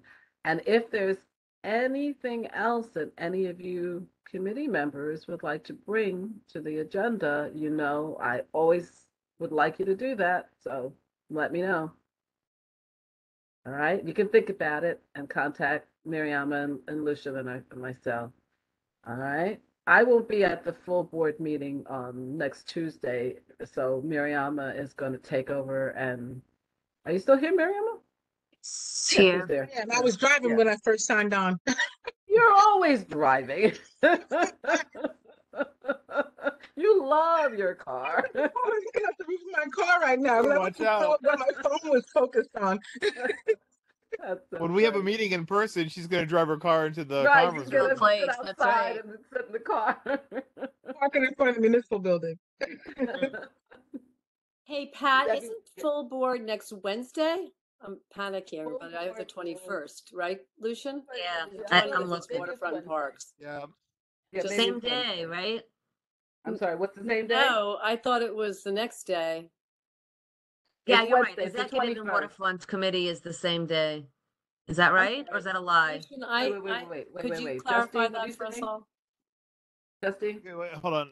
I'm looking I right have now. it Sorry. Waterfront does share It's on a Tuesday. day. Waterfront does share a date with executive. Executive on the 20th, On the and then 20th. 21st is the full Wednesday. board. Yeah. Right. Full board, that's correct. Right. Thanks. Okay. So Yes. anything else anyone wants to discuss? Mimi looks like she's ready to go eat dinner, so. Oh, right? And go enjoy that fireplace in the background. Yeah, get That some looks marshmallows fabulous. in So there. jealous. If that's real, Mimi, don't tell me because I'm so jealous. No, but it's interactive. It's a fake interactive fireplace. Oh my We God. love it. Fake interactive. everyone- I love that. I don't even know what that Lucian means. wants to say something. Just two PSAs. The first is if you haven't signed the attendance sheet yet, please do so. I only send that out once this meeting, so I have to annoy you all on that. Again, the government is sending free COVID tests again, so please avail yourselves of that. Order them, have them handy.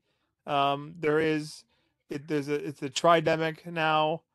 There are 3 respiratory viruses that are all over New York: RSV, the flu, and of course COVID-19. Yeah. So please